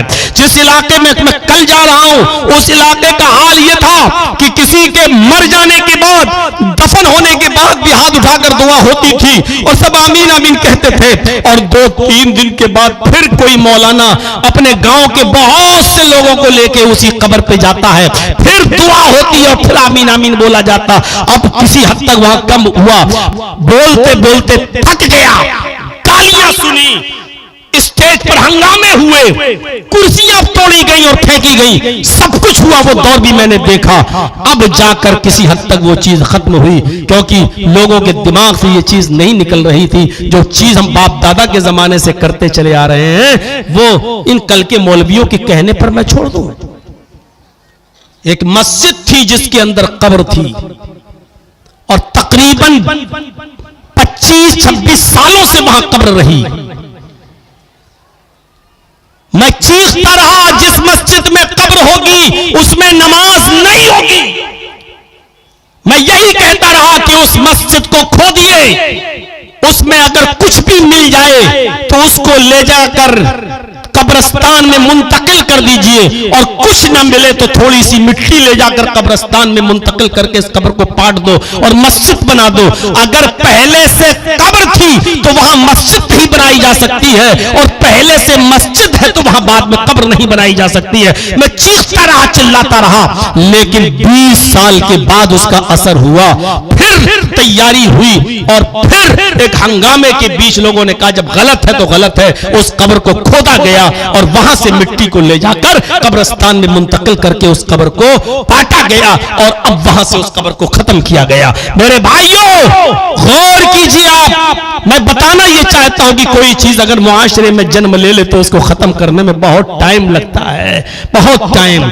आप बचिए। कितनी ऐसी चीजें हमारे मुंह से निकल जाती हैं, अरे अगर वो डॉक्टर ना होता तो मेरा बेटा नहीं बचता, उस डॉक्टर ने मेरे बेटे को बचा लिया। अरे डॉक्टर की औकात है कि आपके बेटे को बचा लेगा? कोशिश करिए कि आपके मुंह से ये जुमला निकले कि अरे उस डॉक्टर की दवा में अल्लाह ने बड़ी शिफा रखी है, उस डॉक्टर की दवा से अल्लाह ने शिफा दी और हमारा बेटा ठीक हो गया। कोशिश करो कि ये जुमले निकलें आपके मुंह से, क्योंकि शिर्क चींटी की चाल से ज्यादा बारीक होता है। हम शिर्क कर जाते हैं लेकिन हमको पता भी नहीं होता कि हम शिर्क कर गए,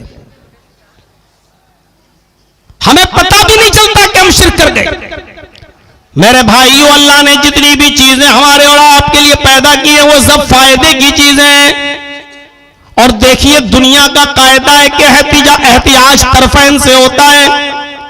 दुनिया का कायदा है हम धोबी के मोहताज है कि वो हमारे कपड़े धोए, तो धोबी हमारा भी मोहताज है कि वो हमसे पैसे ले। हम सरकार की बिजली के मोहताज है कि हमें रोशनी दे, तो सरकार हमारी भी मोहताज है कि हमारे घर में मीटर लगाकर इस बिजली पर कितना खर्च हुआ है उसकी रीडिंग के जरिए हमसे पैसा ले।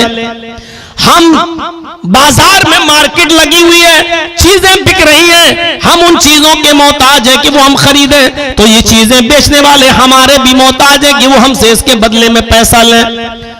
हम उनके मोहताज, वो हमारे मोहताज। हम इस माइक मैन के मोहताज है कि वो माइक लगाए, तो माइक मैन और पिंडाल और शामियाना वाला हमारा भी मोहताज है कि वो हमसे इसके पैसे ले। यहाँ उसूल है कि एहतियाज तरफैन से होता है, लेकिन यहाँ उसूल बदल जाता है। हम सूरज की रोशनी के मोहताज है, लेकिन सूरज हमारा जर्रा बराबर मोहताज नहीं है। हम बारिश के मोहताज है, लेकिन बारिश हमारी जर्रा बराबर मोहताज नहीं है।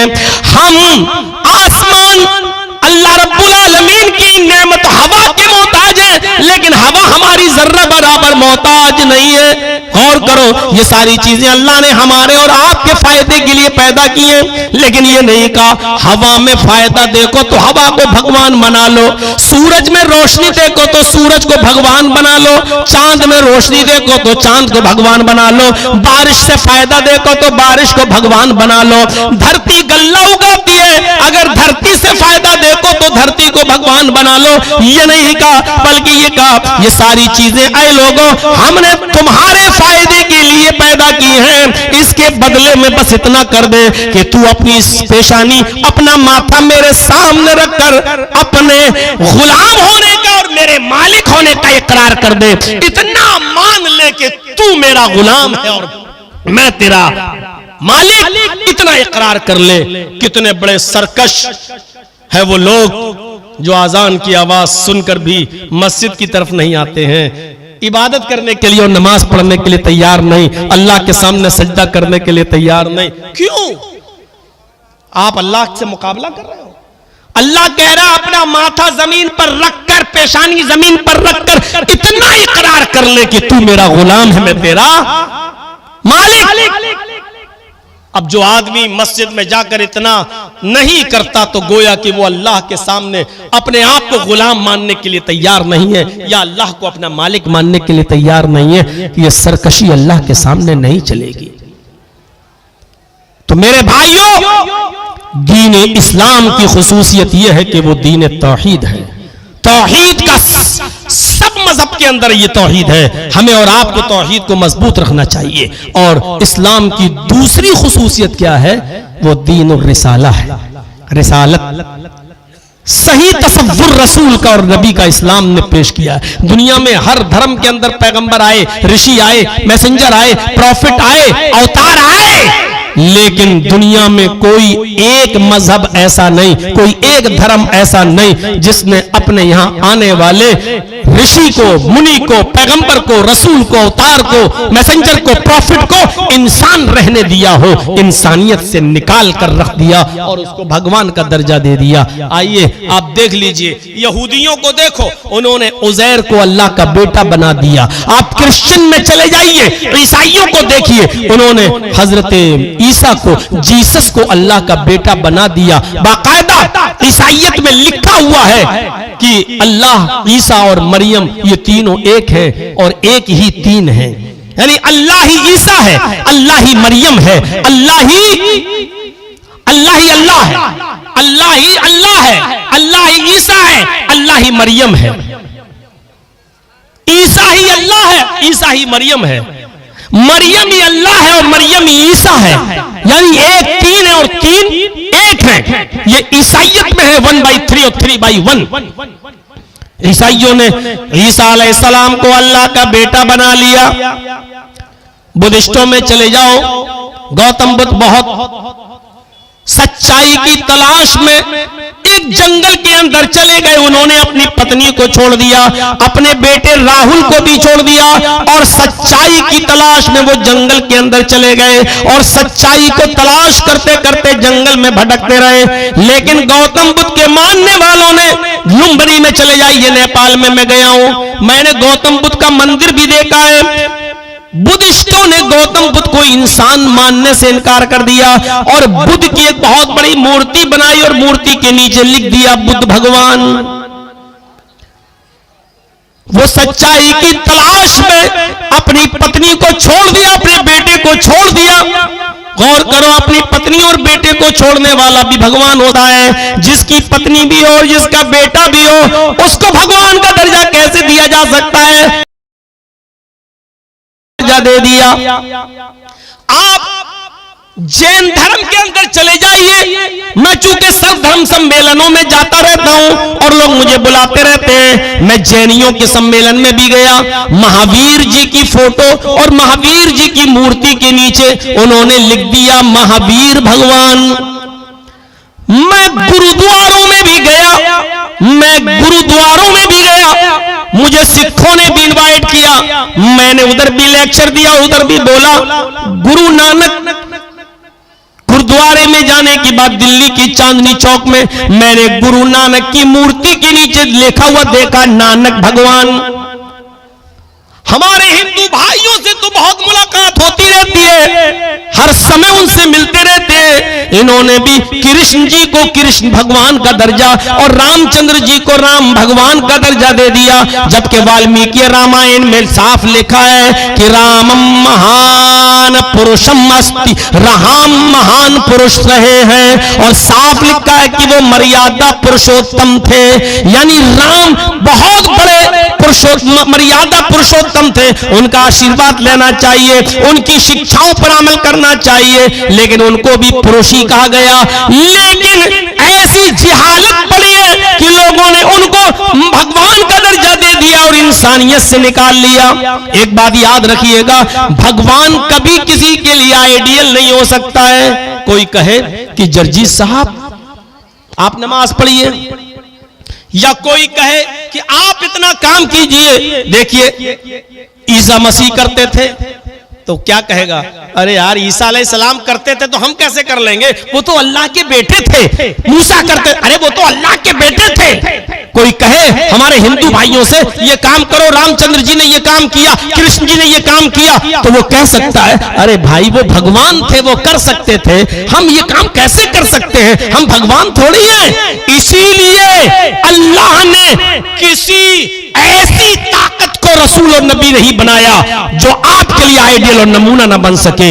इसलिए अल्लाह ने मोहम्मद रसूलुल्लाह को ना खुदा का ना भगवान का बल्कि इंसान का, और इंसान के साथ साथ बशर के साथ साथ मिसलुकुम का लफ्ज भी लगा दिया। कुल इन्नमा अना बशरुम मिसलुकुम, आए मोहम्मद सल्लल्लाहु अलैहि वसल्लम आप लोगों में कह दो कि मैं तुम्हारी तरह का एक मनुष्य हूं, मैं तुम्हारी तरह का एक इंसान हूं। देखिए अल्लाह के नबी अपने आप को इंसान कह रहे, कुरान कह रहा है, कह रहे तो कि मैं तुम्हारी तरह का एक इंसान हूं। यानी जैसे तुम्हारे दो हाथ मेरे भी दो हाथ, तुम्हारे दो पैर मेरे भी दो पैर, तुम्हारे दो कान मेरे भी दो कान, तुम्हारी दो आंखें मेरी भी दो आंखें, तुम्हारी बीवी बच्चे होते मेरे भी बीवी बच्चे हैं। तुम्हें बुखार और सर में दर्द होता है, मुझे भी बुखार आता है और सर में दर्द होता है। तुम चलते फिरते हो, हम भी चलते फिरते हैं। तुम मेहनत और मजदूरी करके अपनी बीवी और बच्चों का पेट पालते हो, मैं भी बकरियां चरा चरा कर मैं भी अपने घर का और अपने बीवी बच्चों का पेट पालता हूं। हम में और तुम में कोई फर्क नहीं है। हाँ, अंतर सिर्फ यह है कि मैं अल्लाह का रसूल हूं, क्योंकि मेरे पास कुरान आता है, जिब्राइल आते हैं, परशुराम आते हैं, कुरान की आयतें लेकर नाजिल होते हैं, मेरे पास कुरान की आयतें नाजिल होती हैं। यह फजीलत है मुझे जो तुम्हें नहीं है, लेकिन इंसान होने के में कोई फर्क नहीं है। अरब के लोग यही तो कहते थे यार। अरब के लोग क्या कहते थे, अल्लाह के नबी जब कहते थे मोहम्मद सल्लल्लाहु अलैहि वसल्लम, लोगों में अल्लाह का नबी हूं, अल्लाह का रसूल हूं, तो हंसते थे, ये नबी है। देखो ये अपने आप को नबी कहता है, हमारे सामने पैदा हुआ, हमारे सामने बड़ा हुआ, अब कह रहा मैं नबी हूं। ये बाजारों में चलता है, हमारी तरह खाता है पीता है, बाजारों में टहलता घूमता और कह रहा कि मैं रसूल हूं। रसूल याकुल ताम व यमशी फिल अस्वाक। अरे ये कैसा रसूल है, ये कैसा रसूल है, याकुल ताम खाना भी खाता है, वह यमशी फिल अस्वाक और बाजार में भी चलता है, जाता है। ये खाना खाने वाला और बाजारों में चलने वाला भी इंसान नबी हो सकता है। यानी अरब के लोग जब नहीं मानते थे तो क्या कहते थे, हमारी तरह खाने पीने वाला और बाजारों में चलने वाला आदमी इंसान ये नबी कैसे हो गया। फर्क कितना है हम में और उनमें। वो लोग इंसान मानते थे लेकिन नबी नहीं मानते थे, और हम रसूलुल्लाह को नबी मानते हैं लेकिन इंसान मानने के लिए तैयार नहीं है। मुसलमानों में एक बहुत बड़ा गिरोह ऐसा भी है जो अल्लाह के रसूल को इंसान नहीं मानता। क्या कहता है, जो अर्श पे मुस्तवी थे खुदा होकर, मदीने में उतर पड़े मुस्तफा होकर। वही जो मुस्तवी अर्श था खुदा होकर, मदीना में उतर पड़ा मुस्तफा होकर। यानी जो अर्श पे अल्लाह था वही मदीने में मुस्तफा बन के आ गया। नऊज़ बिल्लाह मिन ज़ालिक। ये अकीदा आज हमारे मुसलमान भाइयों का है जो सरासर गलत और अंधभक्ति पर मुब्तला है। अल्लाह के रसूल इंसान थे।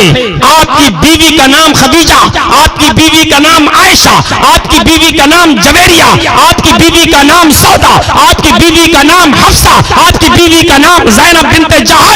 ये आपकी बीवियां थी। आपकी बीवी का नाम उम्मे सलमा, आपकी बीवी का नाम उम्मे हबीबा। ये आपकी बीवियां थी। और बीवियों वाला भगवान नहीं होता है मेरे भाइयों। इसीलिए अल्लाह ने मोहम्मद रसूलुल्लाह को भगवान का दर्जा नहीं दिया, क्योंकि अगर अल्लाह रब्बुल आलमीन को ऐसा ही वो नबी बनाना था तो फिर कोई इंसान उसको आइडियल क्यों मानता। अब सुनो, रात में उठकर तहज्जुद पढ़ो। अब कह सकते हो क्या कह सकते हो, अरे अल्लाह के रसूल पढ़ लेते थे, हम नहीं पढ़ पाएंगे, वो भगवान थे? नहीं, वो भी तुम्हारी तरह इंसान थे। अगर वो पढ़ सकते हैं तो तुम क्यों नहीं पढ़ सकते हो? अगर वो 5 टाइम की नमाज इंसान होकर पढ़ सकते हैं तो तुम क्यों नहीं पढ़ सकते हो? उन्होंने अपने बीवी और बच्चों के लिए कभी भीख नहीं मांगी, मेहनत करके उनको खिलाया। तो तुम भी अपने बीवी और बच्चों के लिए मेहनत करके क्यों नहीं खिला सकते हो? इसलिए कहा कि वो मनुष्य थे, इंसान थे। आए नबी कह दो कि मैं तुम्हारी तरह का एक बशर हूं।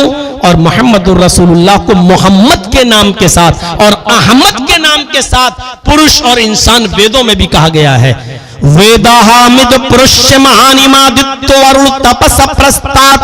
अहमद नाम का आदमी, अहमिद पुरुष, वेदाहामिद पुरुष, अहमद आएंगे इंसान होंगे। वेदाहामिद पुरुष महान इमादित्य, बहुत महान पुरुष होंगे, उनके बराबर उनके समान दूसरा नहीं होगा। वरुण तपस्या, बहुत तपस्या करने वाले, अल्लाह का बहुत नाम लेने वाले, ईश्वर का बहुत नाम लेने वाले होंगे। वरुण तपस्या, बहुत ज्यादा तपस्या करने वाले होंगे। प्रस्ताद, वो आ जाए तो उन्हीं की कुटिया में चले जाना, उन्हीं के धर्म में चले जाना, यानी वो बहुत ज्यादा इबादत करेंगे, भक्ति करेंगे, ईश्वर का नाम लेंगे। होंगे कौन? पुरुष। आखिरी नबी को भगवान तो वेदों ने भी नहीं कहा है। इंसान होंगे, इंसान पुरुष होंगे। और अल्हम्दुलिल्लाह हम लोग मोहम्मद रसूलुल्लाह को इंसान ही मानते हैं, अल्लाह का नबी मानते हैं। लेकिन ये मानते हैं कि दर्जे में और मकाम में और मर्तबे में इतना बुलंद मकाम है कि अर्श पर अल्लाह है, और अल्लाह के बाद अगर सेकंड दर्जा किसी का है तो वो मोहम्मद रसूलुल्लाह सल्लल्लाहु अलैहि वसल्लम का है। तो रिसालत का सही तसव्वुर अगर किसी ने पेश किया है तो मोहम्मद रसूलुल्लाह सल्लल्लाहु अलैहि वसल्लम ने। आपने कभी नहीं कहा कि मुझे आपको एक मिसाल दूं, सुनिएगा, बहुत जबरदस्त एक बात बता रहा हूं। अल्लाह के रसूल के पास एक गांव का रहने वाला एक अराबी देहाती आया, इब्ने माजा की रिवायत है, और आकर कुछ मांगना चाहता था, अपने गांव की कोई शिकायत करना चाहता था। तो आकर कहता है, अल्लाह के रसूल हमारे गांव में ये परेशानी है, अरे अल्लाह के नबी हमारे गांव ऐसे डर रहा है। अरे सहाबा किराम जो इज्जत करते थे अल्लाह के नबी की, उसको देखकर वो डर रहा है। कोई से बादशाह की इज्जत नहीं होती थी।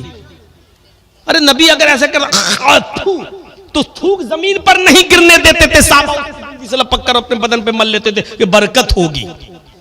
ये इज्जत सब देखा तो कहने लगा कैसे बात करूं, अल्लाह के रसूल हमारे गांव में ये डर रहा है।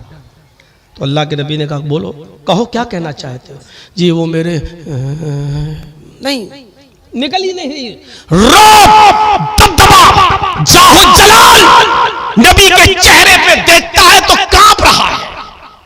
अल्लाह के रसूल मुस्कुराते हुए उठते हैं और उसके दिल का डर दूर करने के लिए उसके पास जाते हैं और उसके दोनों कांधे को ऐसे पकड़ते हैं।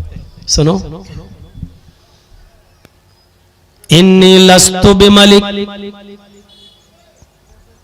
ला तखफ इन्नी लस्तु बिमलिक अना इब्नु इम्रातिन ताकुलुल कदीद। आहा, इन जुमलों पर जरा तवज्जो दे दीजिएगा।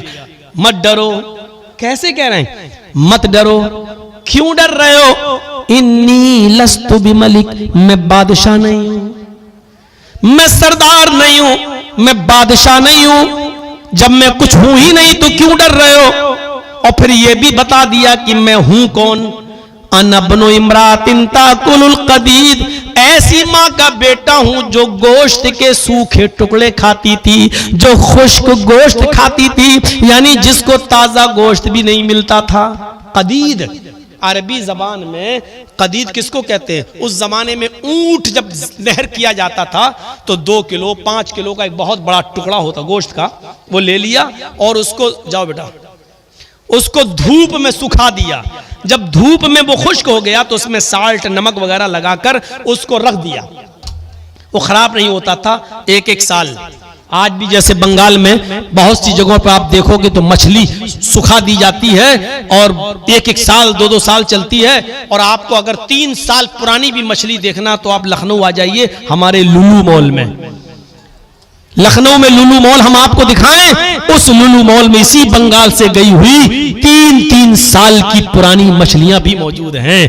तो अरब के अंदर गोश्त की हिफाजत के लिए धूप में सुखा दिया जाता था और उसमें साल्ट और नमक लगाकर रख दिया जाता था, और जब जरूरत पड़ती थी उसमें से थोड़ा सा काटा और पकाकर खा लिया जाता था। इसको अरबी में कदीद कहते हैं, कदीद। तो अल्लाह के नबी ने कहा, देखो मुझसे डरो मत, मैं बादशाह नहीं हूं। और फिर क्या, मैं कौन हूं ये भी बता दिया। अना बनो इमरातिन ताकुलुल कदीद, ऐसी मां का बेटा हूं। मैं भी एक इंसान हूं, एक मां ने मुझे भी पैदा किया है, और उस मां ने पैदा किया है जिसकी गरीबी का ये हाल था कि जो गोश्त ताजा नहीं खाती थी उसको सूखा हुआ खुश्क गोश्त मिलता था, वो गोश्त के सूखे हुए टुकड़े खाती थी। डरो मत। तब उसने सोचा, हाँ आप भी तो किसी माँ के बेटे हैं, फिर डरने की जरूरत क्या है। तब उसने अपनी शिकायत अल्लाह के नबी के सामने रखी। यहां से आप अंदाजा लगाइए मेरे भाइयों, आज जर्जीस साहब निकल जाएं और अपने आप को दिखाने लगे, हट हट, क्या है तेरी हैसियत, हट हमसे बात कर रहा है।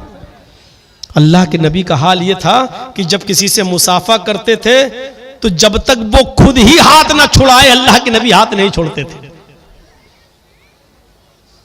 और 4 आदमी अगर मुझसे मिलने आ जाएं तो 4 आदमी अपना अपना तजर्बा बयान करेंगे। एक कहेगा, यार मौलाना ने आपसे ज्यादा अच्छी तरह बात की है, हमसे की है लेकिन उतनी अच्छी तरह नहीं। दूसरा कहेगा, नहीं यार हमसे कुछ की है लेकिन इससे कुछ कम। चारों लोग अपना अपना तबसरा बयान करेंगे, लेकिन अल्लाह के रसूल से अगर 10 आदमी भी मिलके जाते थे तो लड़ते थे। वो कहता था कि मुझसे सबसे अच्छी तरह बात की, दूसरा कहता था चल तुझसे अच्छी तरह मुझसे बात की, तीसरा कहता था मुझसे आपसे भी अच्छी तरह बात की। ये फैसला ही नहीं हो पाता था कि सबसे अच्छी तरह बात की किससे। सबसे ऐसा लगता था कि सबसे अच्छी तरीके से बात कर रहे हैं। मेरे भाइयों, तकब्बुर और घमंड को तोड़ते हुए उसूल बना दिया। अगर आप सवारी पर बैठे हैं और कोई आदमी पैदल चल के आ रहा है तो पैदल चलने वाला सलाम नहीं करेगा। जो गाड़ी पर बैठा हो, घोड़े पर बैठा हो, ऊंट पर बैठा हो, सफर कर रहा हो, उसको चाहिए कि पैदल चलने वाले को सलाम करे, अस्सलामु अलैकुम। तकब्बुर तोड़ दिया। अरे हम सलाम अभी थोड़ी कर रहे हैं जो तुम जवाब दे रहे हो। मैं बतला रहा हूं आपको, मैं बतला रहा हूं। ये तकब्बुर तोड़ दिया। अगर जर्जीस साहब फॉर्च्यूनर पे चल रहे हैं और रास्ते से कोई आ रहा है तो उसको सड़क पर उसका हक नहीं है कि वो सलाम करे पैदल। जर्जीस साहब का हक है, सलाम वालेकुम चाचा, कहां जा रहे हो, सलाम वालेकुम मौसा, सलाम वालेकुम भाई। ये जर्जीस साहब ताकि फॉर्च्यूनर पर बैठते वक्त तकब्बुर ना जाए कि मैं बहुत बड़ी गाड़ी पर बैठा हुआ हूं, इसलिए सलाम करो, क्योंकि उसको तुम फटीचर न समझो जो सड़क पे चल रहा है, क्योंकि अल्लाह की नजर में दोनों एक हैं। समझ रहे हैं ना। जर्जीस साहब बहुत बड़े आदमी बन जाएं, बहुत, और कभी गौतम पाल साहब की मोहब्बत मिल जाए तो बंगाल से हम चुनाव भी लड़ जाएं और एमएलए और एमपी भी बन जाएं। लेकिन मस्जिद में अगर जाएंगे नमाज के लिए तो जहां जगह मिलेगी उसी जगह बैठना पड़ेगा। आप किसी को हटाकर आप उसकी जगह पर नहीं बैठ सकते। पूछिए उलमा से। मैंने सऊदी अरब की सरजमीन पर देखा, असगर साहब के साथ और हारून साहब के साथ, जब मैं अपने अब्बू को ले गया था हज करने के लिए, अम्मी को, उस वक्त देखा सऊदिया का बादशाह आ रहा था हज के लिए, वो भी आया हुआ था। तो खाने काबा में जहां जगह मिली वहां उसको बैठ के नमाज पढ़ना पड़ी। इमाम हरम के पीछे उसको नसीब नहीं हुआ, क्योंकि किसी को चीर नहीं सकता था। जहां जगह मिली उसी जगह पर उसने वहां पर नमाज पढ़ी। नमाज के बाद फिर आगे गया वो अलग बात है, लेकिन किसी को चीर फाड़ करके कांधे हटाकर और फलांग कर और छलांग कर जा, ये मना है। जहां जगह मिली उसी जगह पर उसको जाना पड़ेगा। तुम अमीर हो गए अपने घर पर, दौलतमंद हो गए अपने घर में। जर्जीस साहब तुम दौलतमंद हो इटावा में, लखनऊ में। जर्जीस साहब तुम बहुत बड़े आदमी हो लखनऊ में, इटावा में। जर्जीस साहब तुम चेयरमैन हो लखनऊ में, इटावा में। मेरे घर में आए हो मस्जिद के अंदर तो मेरे मामूली गुलाम की हैसियत से आए हो। यहाँ भीख मांगने वाला मोहताज भी आया है। हमारे नजर में भिखारी और अमीर दोनों बराबर हैं, दोनों। अब जर्जीस साहब के पास इल्म कम है और एक भिखारी के पास इल्म ज्यादा है, कुरान अच्छा पढ़ता है, तो अब जर्जी साहब नमाज नहीं पढ़ाएंगे भले ही फॉर्च्यूनर पे चलते हो। जर्जी साहब भले ही चीफ मिनिस्टर हो उत्तर प्रदेश के, लेकिन वो नमाज नहीं पढ़ाएंगे। क्यों? क्योंकि कुरान हमें इल्म ज्यादा नहीं है। उस भिखारी को है, फकीर को है, वो आगे बढ़ जाएगा और वो नमाज पढ़ाएगा और जर्जी साहब को उसके पीछे नमाज पढ़ना पड़ेगी। मेरे भाइयों, ये मसावात, ये समानता दी है इस्लाम ने, ये बराबरी का दर्जा दिया है इस्लाम ने। हमें और आपको इसी बराबरी के दर्जे को सामने रखना चाहिए। याद रखिएगा, होंगे आप खान, होंगे आप पठान, होंगे आप मंसूरी, होंगे जर्जी साहब अंसारी, लेकिन इस्लाम के अंदर ये जात बिरादरी की कोई हैसियत नहीं है। ये समझ के रखिएगा। कोई खान ये ना कहे कि हमारे यहाँ हो सकता है बैकवर्ड और आगे वाले को जो मान लिया जाए और अंसारी को जुलाहा कहकर बैकवर्ड में ढकेल दिया जाए और दूसरे को कुछ और कह के कहीं और ढकेल दिया जाए। लेकिन इस्लाम के अंदर मेरे भाइयों, जितनी इज्जत खान की है उतनी अंसारी की है, दोनों बराबर हैं। कोई ये नहीं कह सकता। अल्लाह ने कहा मैंने बिरादरी बनाई है, शोबे बनाए हैं, कबीले बनाए हैं, लेकिन कोई किसी से ऊपर और नीचे होने के लिए नहीं, बल्कि इसलिए ताकि वो एक दूसरे को पहचान सके। याद करिए, हजरत जुलैबीब बहुत ही बदसूरत और काले कलूटे शक्ल के इंसान थे। वो कहते थे कि अल्लाह के रसूल मेरी शादी नहीं होती, जो लड़की मुझे देखती है वो रिजेक्ट कर देती है। अल्लाह के नबी ने कहा ये काले गोरे का और ऊंच नीच का ये फर्क हमारे यहाँ कब से आ गया है? मैं तो इन चीजों को मिटाने के लिए आया हूं। आपने कहा मैं तुम्हारी शादी मदीने की सबसे खूबसूरत लड़की से कराता हूं। एक अंसारी लड़की के घर भेज दिया, जाओ मेरा पर्चा लेकर, रुका लेकर जाओ। वो गया और कहा, जब उस लड़की का बाप घर से निकले तो आए जुलैबीब, उस लड़की के बाप से सलाम कहना और कहना कि मोहम्मद रसूलुल्लाह ने भी आपको सलाम कहा है और ये गुजारिश की है कि अपनी बेटी का निकाह मेरे साथ कर दो। जैसे ही उसने मदीने के उस घर में जाकर दरवाजे को दस्तक दी, लड़की का बाप घर से बाहर निकला। उसने जुलैबीब को देखा, कहने लगा कैसे आना हुआ? फरमाया यहीं पर बताऊं कि घर के अंदर बिठाएंगे? कहा कि नहीं, आप मुझे बता दीजिए आप मेरे घर पर आकर क्या करेंगे, किस लिए आना हुआ? कहा अस्सलामु अलैकुम। उन्होंने जवाब दिया वालेकुम अस्सलाम। कहा अल्लाह के रसूल ने मुझे तुम्हारे पास भेजा है और आपको सलाम अर्ज किया है। उन्होंने भी जवाब दिया वालैहि वालैकुस्सलाम, उन पर भी सलामती हो और आपके ऊपर भी सलामती हो। गुजारिश बताइए कैसे आना हुआ? फरमाया अल्लाह के नबी ने मुझे आपके घर भेजा है और ये रुका देकर भेजा है। इस रुके के अंदर लिखा हुआ है कि आपकी खूबसूरत और जवान बेटी है। अल्लाह के नबी सल्लल्लाहु अलैहि वसल्लम ने हुक्म दिया कि अपनी बेटी का निकाह मेरे साथ कर दो।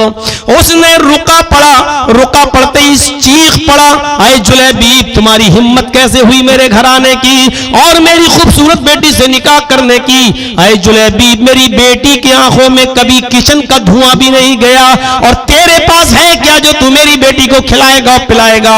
अपनी शक्ल सूरत देखो और मेरी बेटी की खूबसूरती देखो। जुलैबीब ने कहा मैं कुछ नहीं जानता, मुझे तो जनाब मोहम्मद रसूलुल्लाह ने भेजा है और कहा कि ऐसा ऐसा कह देना। लड़की ये सारी गुफ्तगू घर के अंदर से सुन रही है, चीख कर कहती है क्या है मेरे अब्बू, ईमान लाने के बाद, इस्लाम कबूल करने के बाद हम अपनी मर्जी के मालिक तो नहीं रहे हैं। इस लड़के की शक्ल सूरत मैंने भी देखी है, दिल तो मेरा भी नहीं चाहता कि इसके साथ निकाह करूं, लेकिन ये मोहम्मद रसूलुल्लाह का हुक्म है और हुक्म रसूल तो हमें हर हाल में मानना पड़ेगा। बब्बू जान, इस्लाम और ईमान कबूल करने के बाद हम अपनी मर्जी के मालिक कहाँ हैं? हम तो अल्लाह और उसके रसूल की मर्जी के मुताबिक चलने वाले बन गए हैं। आपको मेरी शादी इस लड़के के साथ इसलिए करना पड़ेगी क्योंकि जनाब मोहम्मद रसूलुल्लाह का हुक्म है। कहा बेटी इस लड़के के साथ तू शादी करेगी? फरमाया मैं नहीं कर रही हूं, नबी के हुक्म की वजह से कर रही हूं। कहा इसकी शक्ल सूरत तो देख, एक उर्दू शायर ने उसका नक्शा खींचा है।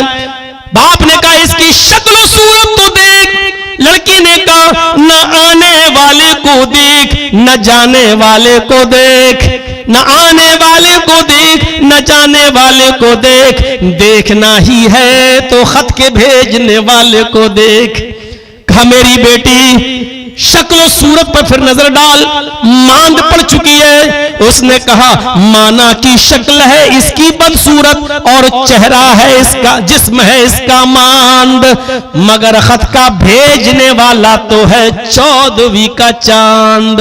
उस लड़की ने गोया इस अंदाज से जवाब दिया और बाप ने अपनी बेटी की बात मानकर नबी अकरम के हुक्म पर अमल करते हुए उस लड़की का निकाह, अपनी बेटी का निकाह उस जुलैबीब के साथ कर दिया। और अल्लाह ताला ने जुलैबीब की और उस लड़की के निकाह में इतनी बरकतें रखी जिसको बाद में लोग तस्करा करते थे। मेरे भाइयों, बताने का मकसद यह है कि इस्लाम लाने के बाद हम अपनी मर्जी के मालिक नहीं है, हमें अपने आप को कुरान पर ढालना पड़ेगा, हमें अपने आप को जनाब मोहम्मद रसूलुल्लाह सल्लल्लाहु अलैहि वसल्लम के उसूलों के मुताबिक ढालना पड़ेगा। इस्लाम मसावात का दर्स देता है, ये अमीरी और गरीबी के फर्क को मिटाता है, ये जात और पात के फर्क को मिटाता है, ये छूत छात को मिटाता है। आप इस तमाम चीजों को खत्म करिए। नमाज पढ़ना है, पैर से पैर मिलाना पड़ेगा, ये नहीं देखना पड़ेगा कि मेरे बगल में खड़ा होने वाला ये भिखारी है या गरीब आदमी है। अगर वो आपके पास खड़ा ही हो गया तो आप उसको भगा नहीं सकते। और हज के मैदान में देख लो आप, उफ़ो, इंडोनेशिया का, पाकिस्तान का, हिंदुस्तान का, यूके का, यूएस का, मिस्र का, इराक का, हर जगह का आदमी, यहां तक कि अफ्रीका का एक काला कलूटा आदमी बेचारा जिसकी शक्ल सूरत देख लो तो कोयले से भी ज्यादा काली, लेकिन वो भी 9 तारीख को अरफात के मैदान में हमारे बगल में खड़ा होता है, पास में खड़ा होता है और एक जबान चीख कर कहते हैं लब्बैक लब्बैक अल्लाहुम्मा लब्बैक ला शरीक लक लब्बैक। हमने अपने आप को सरेंडर कर दिया। आय अल्लाह मैं हाजिर हूं। जैसे कोई मुजरिम अपने जुर्म को लेकर कोर्ट में आया हो और कह रहा हो कि मैंने सरेंडर कर दिया, मैं हाजिर हूं, और कोर्ट ने उसको जेल भेज दिया, सुधरने का एक मौका दिया और चंद दिन रखने के बाद उसको छोड़ दिया। गोया के ये आदमी ये कहता है लब्बैक लब्बैक, आय अल्लाह मैं हाजिर हूं, आय अल्लाह इंडिया से बहुत से गुनाह अपने सर पे लाद के लाया हूं और मैंने अपने आप को तेरे सामने सरेंडर कर दिया है। आय अल्लाह, हम दुनिया से भाग सकते हैं, माँ बाप से भाग सकते हैं, दुश्मनों से भाग सकते हैं, लेकिन तुझसे नहीं भाग सकते। मैंने अपने आप को सरेंडर कर दिया है। आय अल्लाह, अगर तूने हमको माफ ना किया तो कोई हमको माफ नहीं करेगा। ऊपर से निदा आती है, आए फरिश्तों, मेरे बंदे ने अपने गुनाहों की पोटरी हमारे सामने रख दी है और सच्चे दिल से तौबा कर ली है। हमने इसको ऐसा कर दिया कमा वलदतहा उम्मुहा, जैसा कि इसकी मां ने इसको आज ही पैदा किया है। जैसे वो बच्चा गुनाहों से पाक साफ होता है, मैंने इसको भी गुनाहों से बिल्कुल पाक साफ कर दिया है, मैंने इसके गुनाहों को मिटा दिया है। लेकिन यहां आने के बाद वही हाजी व हज का नाजायज फायदा उठाता है। अब हज कराए ना, अब लोग हमें बहुत बड़ा हाजी मानते हुए भरोसा कर लेंगे। अब दुकान पे बैठ के धोखेबाजी कर रहा है, मोबाइल की दुकान पे बैठा है, लोकल पार्ट्स डालता है और ओरिजिनल पार्ट के पैसे ले रहा है। लोग कह रहे हैं हाजी साहब धोखा थोड़ी देंगे, लंबी दाढ़ी रख ली, अब दाढ़ी की आड़ में शिकार कर रहा है। बहुत से लोग इसलिए भी हज करने जाते हैं कि हज करने के बाद जब आएंगे तो लोग हमारे ईमानदारी देखकर और दाढ़ी देखकर हम पे भरोसा करेंगे, इस आड़ में हम लोगों को खूब धोखा देंगे। मेरे भाइयों याद रखना, अगर एक दिरहम की भी खयानत की है तो बचोगे नहीं, अगर किसी के साथ 1 रुपए का भी धोखा किया है तो बचोगे नहीं। और आप क्या है, बुखारी पढ़िए, खैबर की जंग हुई और जब माले गनीमत आया, अल्लाह के नबी ने ऐलान करवाया कि जिसके पास जो चीज हो जमा कर दो। तमाम लोगों के पास जो माल था सब जमा कर दिया गया। एक आखिरी निदा दी गई, हजरत बिलाल ने आवाज दी, ये आखिरी आवाज है, जिसके पास जो माल हो यहां जमा कर दे। एक सहाबी ने एक चादर ले ली थी खैबर के माल में से, एक चादर ले ली थी, वो नहीं लाए, और जब माल तकसीम हो गया तो कुछ दिन के बाद वो आए, कहा अल्लाह के रसूल मुझे एहसास हो गया है, जहन्नम का डर मेरे दिल में पैदा हो गया है। ये चादर मैंने जंग खैबर को खत्म होने के बाद माल गनीमत के तकसीम होने से पहले ये मैंने ले लिया था, इसलिए चादर में लेकर आया हूं, ये ले लीजिए, कबूल कर लीजिए। आपने कहा क्या तुमने बिलाल की आखिरी आवाज सुनी थी? कहां सुनी थी, फिर भी तुम नहीं लाए? कहा अल्लाह के रसूल लालच आ गया था मेरे अंदर। फरमाया जाओ अब इस चादर को ले जाओ और कयामत के दिन लेकर आना। अब इस चादर के हम कितने टुकड़े सहाबा में तकसीम करें, जाओ नहीं कबूल करता हूं तुम्हारी इस चादर को। नहीं कबूल किया, मजबूर होकर चले गए। लेकिन एक जिहाद के अंदर वो साहबी शहीद हो गए। सहाबा ने कहा इसको खुशखबरी हो, अल्लाह के रसूल कितना लड़ा, अच्छी तरह लड़ा, जिहाद किया, पवित्र धर्म युद्ध किया और लड़ा और लड़कर शहीद हो गया, इसके लिए जन्नत हो। आपने फरमाया नहीं, इस साहबी को तुम जन्नत की बशारत दे रहे हो, नहीं, ये जहन्नम की सबसे निचली खाई में जाएगा, ये जहन्नम के सबसे निचले हिस्से में जाएगा। जो चादर जंगे खैबर में इसने ले ली थी, जो चादर इसने जमा नहीं की थी, ला तश्तइलु अलैहि नारा, वो चादर जहन्नम की आग बनकर इसके ऊपर भड़क रही है। जब तक ये उस खयानत की सजा नहीं भुगत लेगा जहन्नम में, मेरे भाइयों, ये जन्नत में नहीं जाएगा।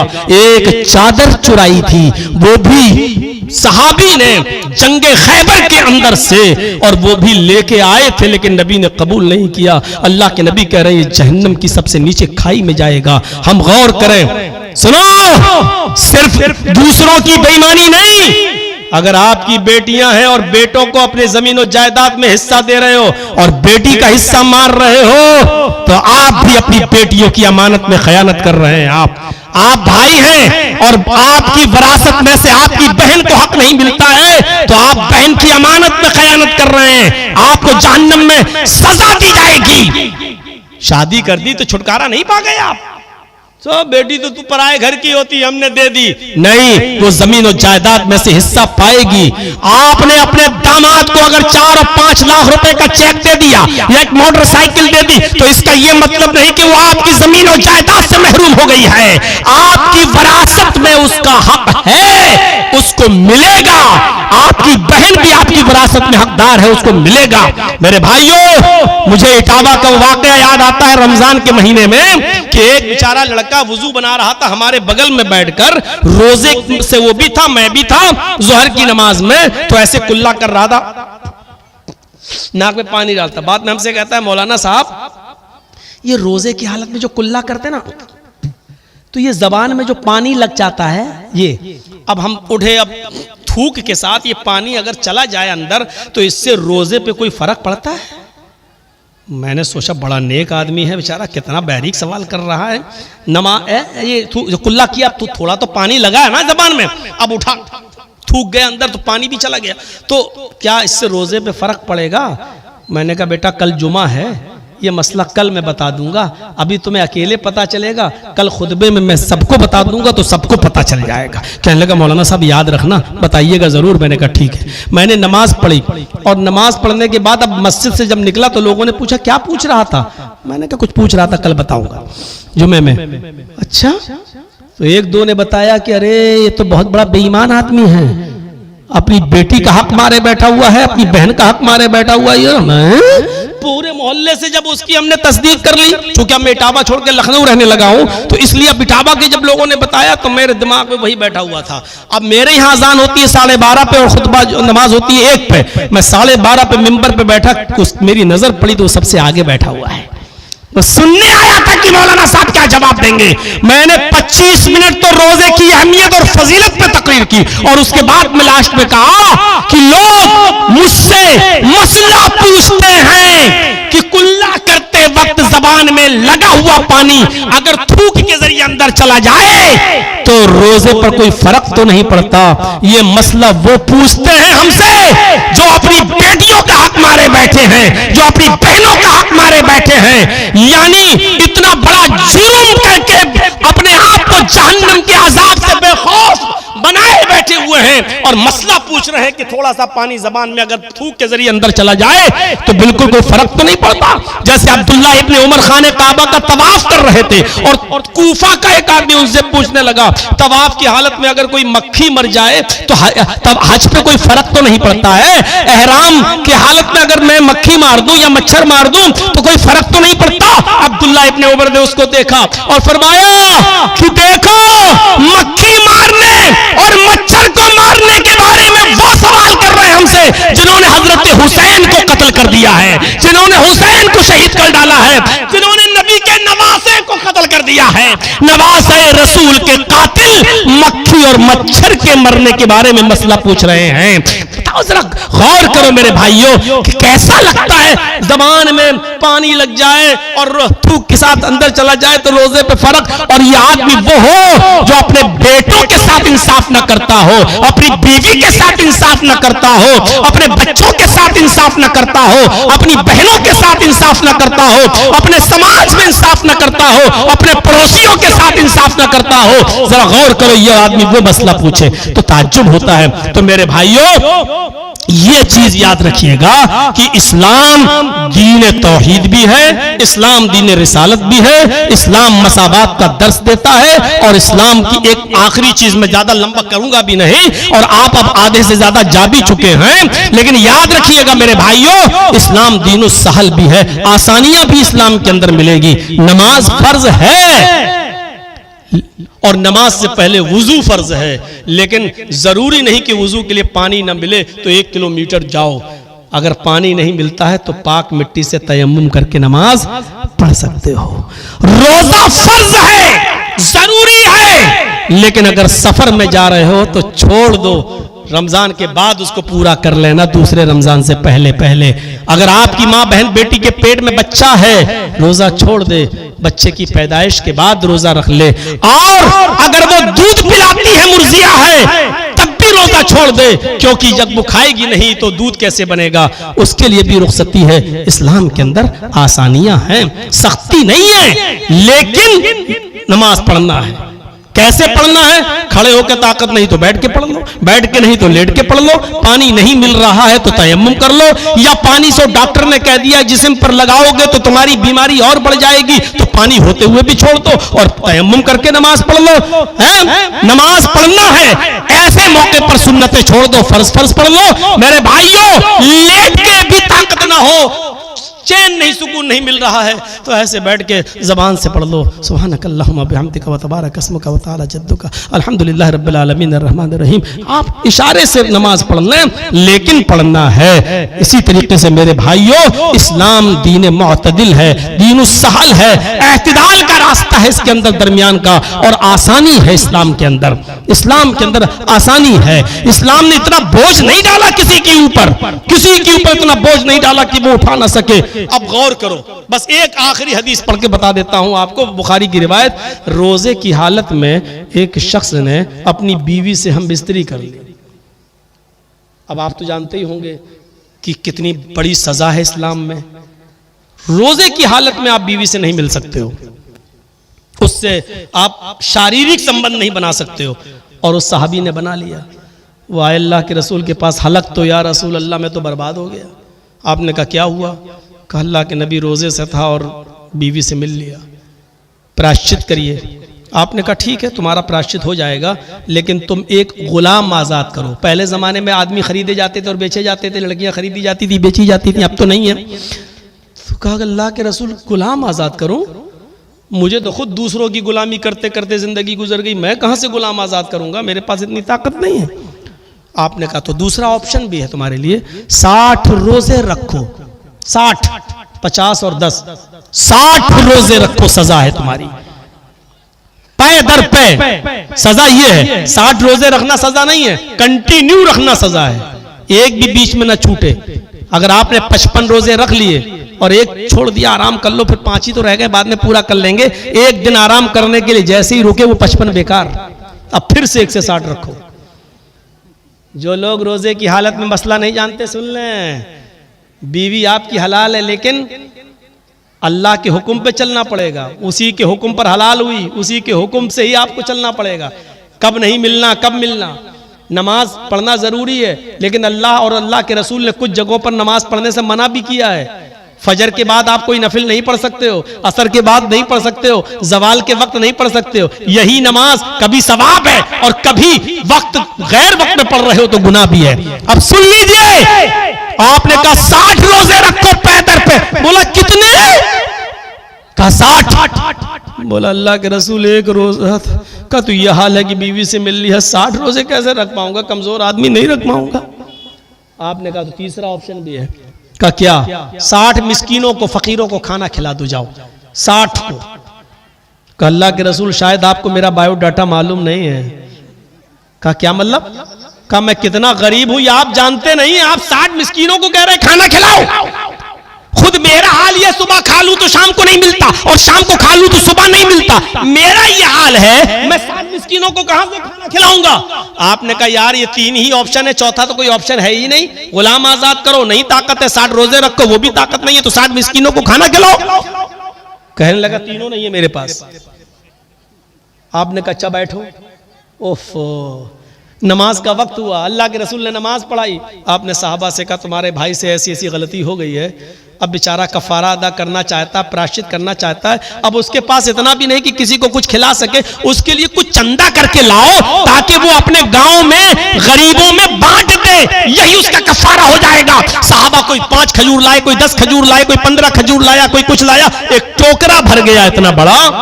आपने अपने हाथ से उठाकर उसको दिया, लो तुम्हारे भाइयों ने मदद की है, जुर्म करो तुम और सजा देखो सबको मिल रही है, बेचारों को लेके आ रहे हैं, लो ये। कहने लगा क्या करूं इसका? अल्लाह के नबी ने कहा जाओ तुम अपने गांव में जाओ। ये देखिएगा मंजर, जाओ अपने गांव में जाओ, अपने गांव में जाओ और इसको अपने गांव में, अपने कबीले में गरीबों में बांट देना। जाओ, तुम्हारा जुर्म, तुम्हारी गलती माफ हो जाएगी, गरीबों में बांट देना। चीख कर कहता अल्लाह के रसूल, अल्लाह की कसम मेरे पूरे गांव में मुझसे ज्यादा गरीब कोई है ही नहीं। आप कह रहे हैं अपने गांव में गरीबों को बांट दो, मेरे गांव में मुझसे ज्यादा गरीब कोई नहीं है, अल्लाह की कसम आप जाके मालूम करके देख लो। अल्लाह के नबी भी हंसी नहीं रोक पाए, साहबा भी हंसी नहीं रोक पाए। आपने कहा अच्छा ठीक है, फिर तुम ही खा लो और अपने बच्चों को खिला दो और तुम्हारी गलती भी माफ हो जाएगी। जाओ जाओ जाओ, ये आसानी है इस्लाम के अंदर। गौर करो कि गलती भी कर बैठा और सजा भुगतने के लिए तीनों ऑप्शन भी नहीं है, और जो मदद भी हुई उसका भी हकदार बन गया कि तू ही खा ले और अपने बच्चों को खिलाओ। तो इस्लाम में ये आसानियां भी हैं। तो इस्लाम को इसलिए अल्लाह ने पसंद किया है कि ये सबका मजहब है। मेरे भाइयों, मुझे अभी निकलना है और फिर कल जुमे का खुतबा कलिया चक में देना है, रात का प्रोग्राम भी है, इसलिए इतनी ही तकरीर को आप काफी समझिएगा। आप इतनी देर बैठ गए, बहुत समझो। मेरे भाइयों, गौतम पाल जी का बहुत बहुत शुक्रिया। ये बिलासपुर में भी हमारे साथ थे, इन्होंने दिया और बहुत कुछ दे रहे हैं इलाके के लिए, लेकिन एक शिकायत मुझे यह है कि इन्होंने अभी तक मुझे कुछ नहीं दिया। मुझसे वादा किया था कि आप आइए, यूपी में आप सेफ नहीं हैं, हम आपको बंगाल में जगह देंगे, आप यहां घर मकान बना के रहिएगा और फिर हमारे साथ रहिएगा। मुझे उम्मीद है कि विधायक जी अपना वादा हमसे पूरा करेंगे और अच्छा कोई रास्ता निकलेगा। तो मेरे भाइयों, एक मजाक वाली बात थी, मैंने कह दिया, हमसे वादा था। तो अल्लाह से दुआ करिए कि अल्लाह ताला इनको मजीद कौम की खिदमत करने की तौफीक दे, ऊपर वाला इनको मजीद ताकत दे, हौसला दे। इनके पास आएगा तो आपको भी देंगे और अल्लाह ताला आपको भी तौफीक दे। इस मदरसे का ज्यादा से ज्यादा आप ताउन करें। यूपी में मदरसों के हालात जो है वो आप देख रहे हैं, आप बंगाल में बहुत सेफ हैं। अल्लाह रब्बुल आलमीन आपको इस जगह पर जो मदरसे चला रहे हैं कोई रुकावट नहीं है। हमारी यूपी में, हम यूपी में चंदा नहीं कर सकते, ऐसे इस मदरसे को चंदा करो, कल इंक्वायरी बैठ जाएगी। और आप सेफ जगह पर हैं, सही जगह पर हैं, तो इन मदरसों का ताउन कीजिए। इन मदरसों से जब बच्चे पढ़ के निकलेंगे तो आपका निकाह होगा, आपका जनाजा पढ़ा जाएगा। अगर मदरसे बंद हो गए तो माफ कीजिए, निकाह पढ़ाने वाला कोई नहीं होगा, आपकी जनाजे की नमाज पढ़ाने वाला कोई नहीं होगा। इन मदरसों की बका के लिए जरूरी है कि इसका ताउन फरमाएं। 12:23 हो गए हैं, 7 मिनट में बैठता हूं। मेरे हाथ में अगर आप कुछ देना चाहें तो आप दे दें, देखें कितना देते हैं और कितनी मोहब्बत है आपको हमसे। अल्लाह रब्बुल आलमीन आपको अजर अजीम अता फरमाए।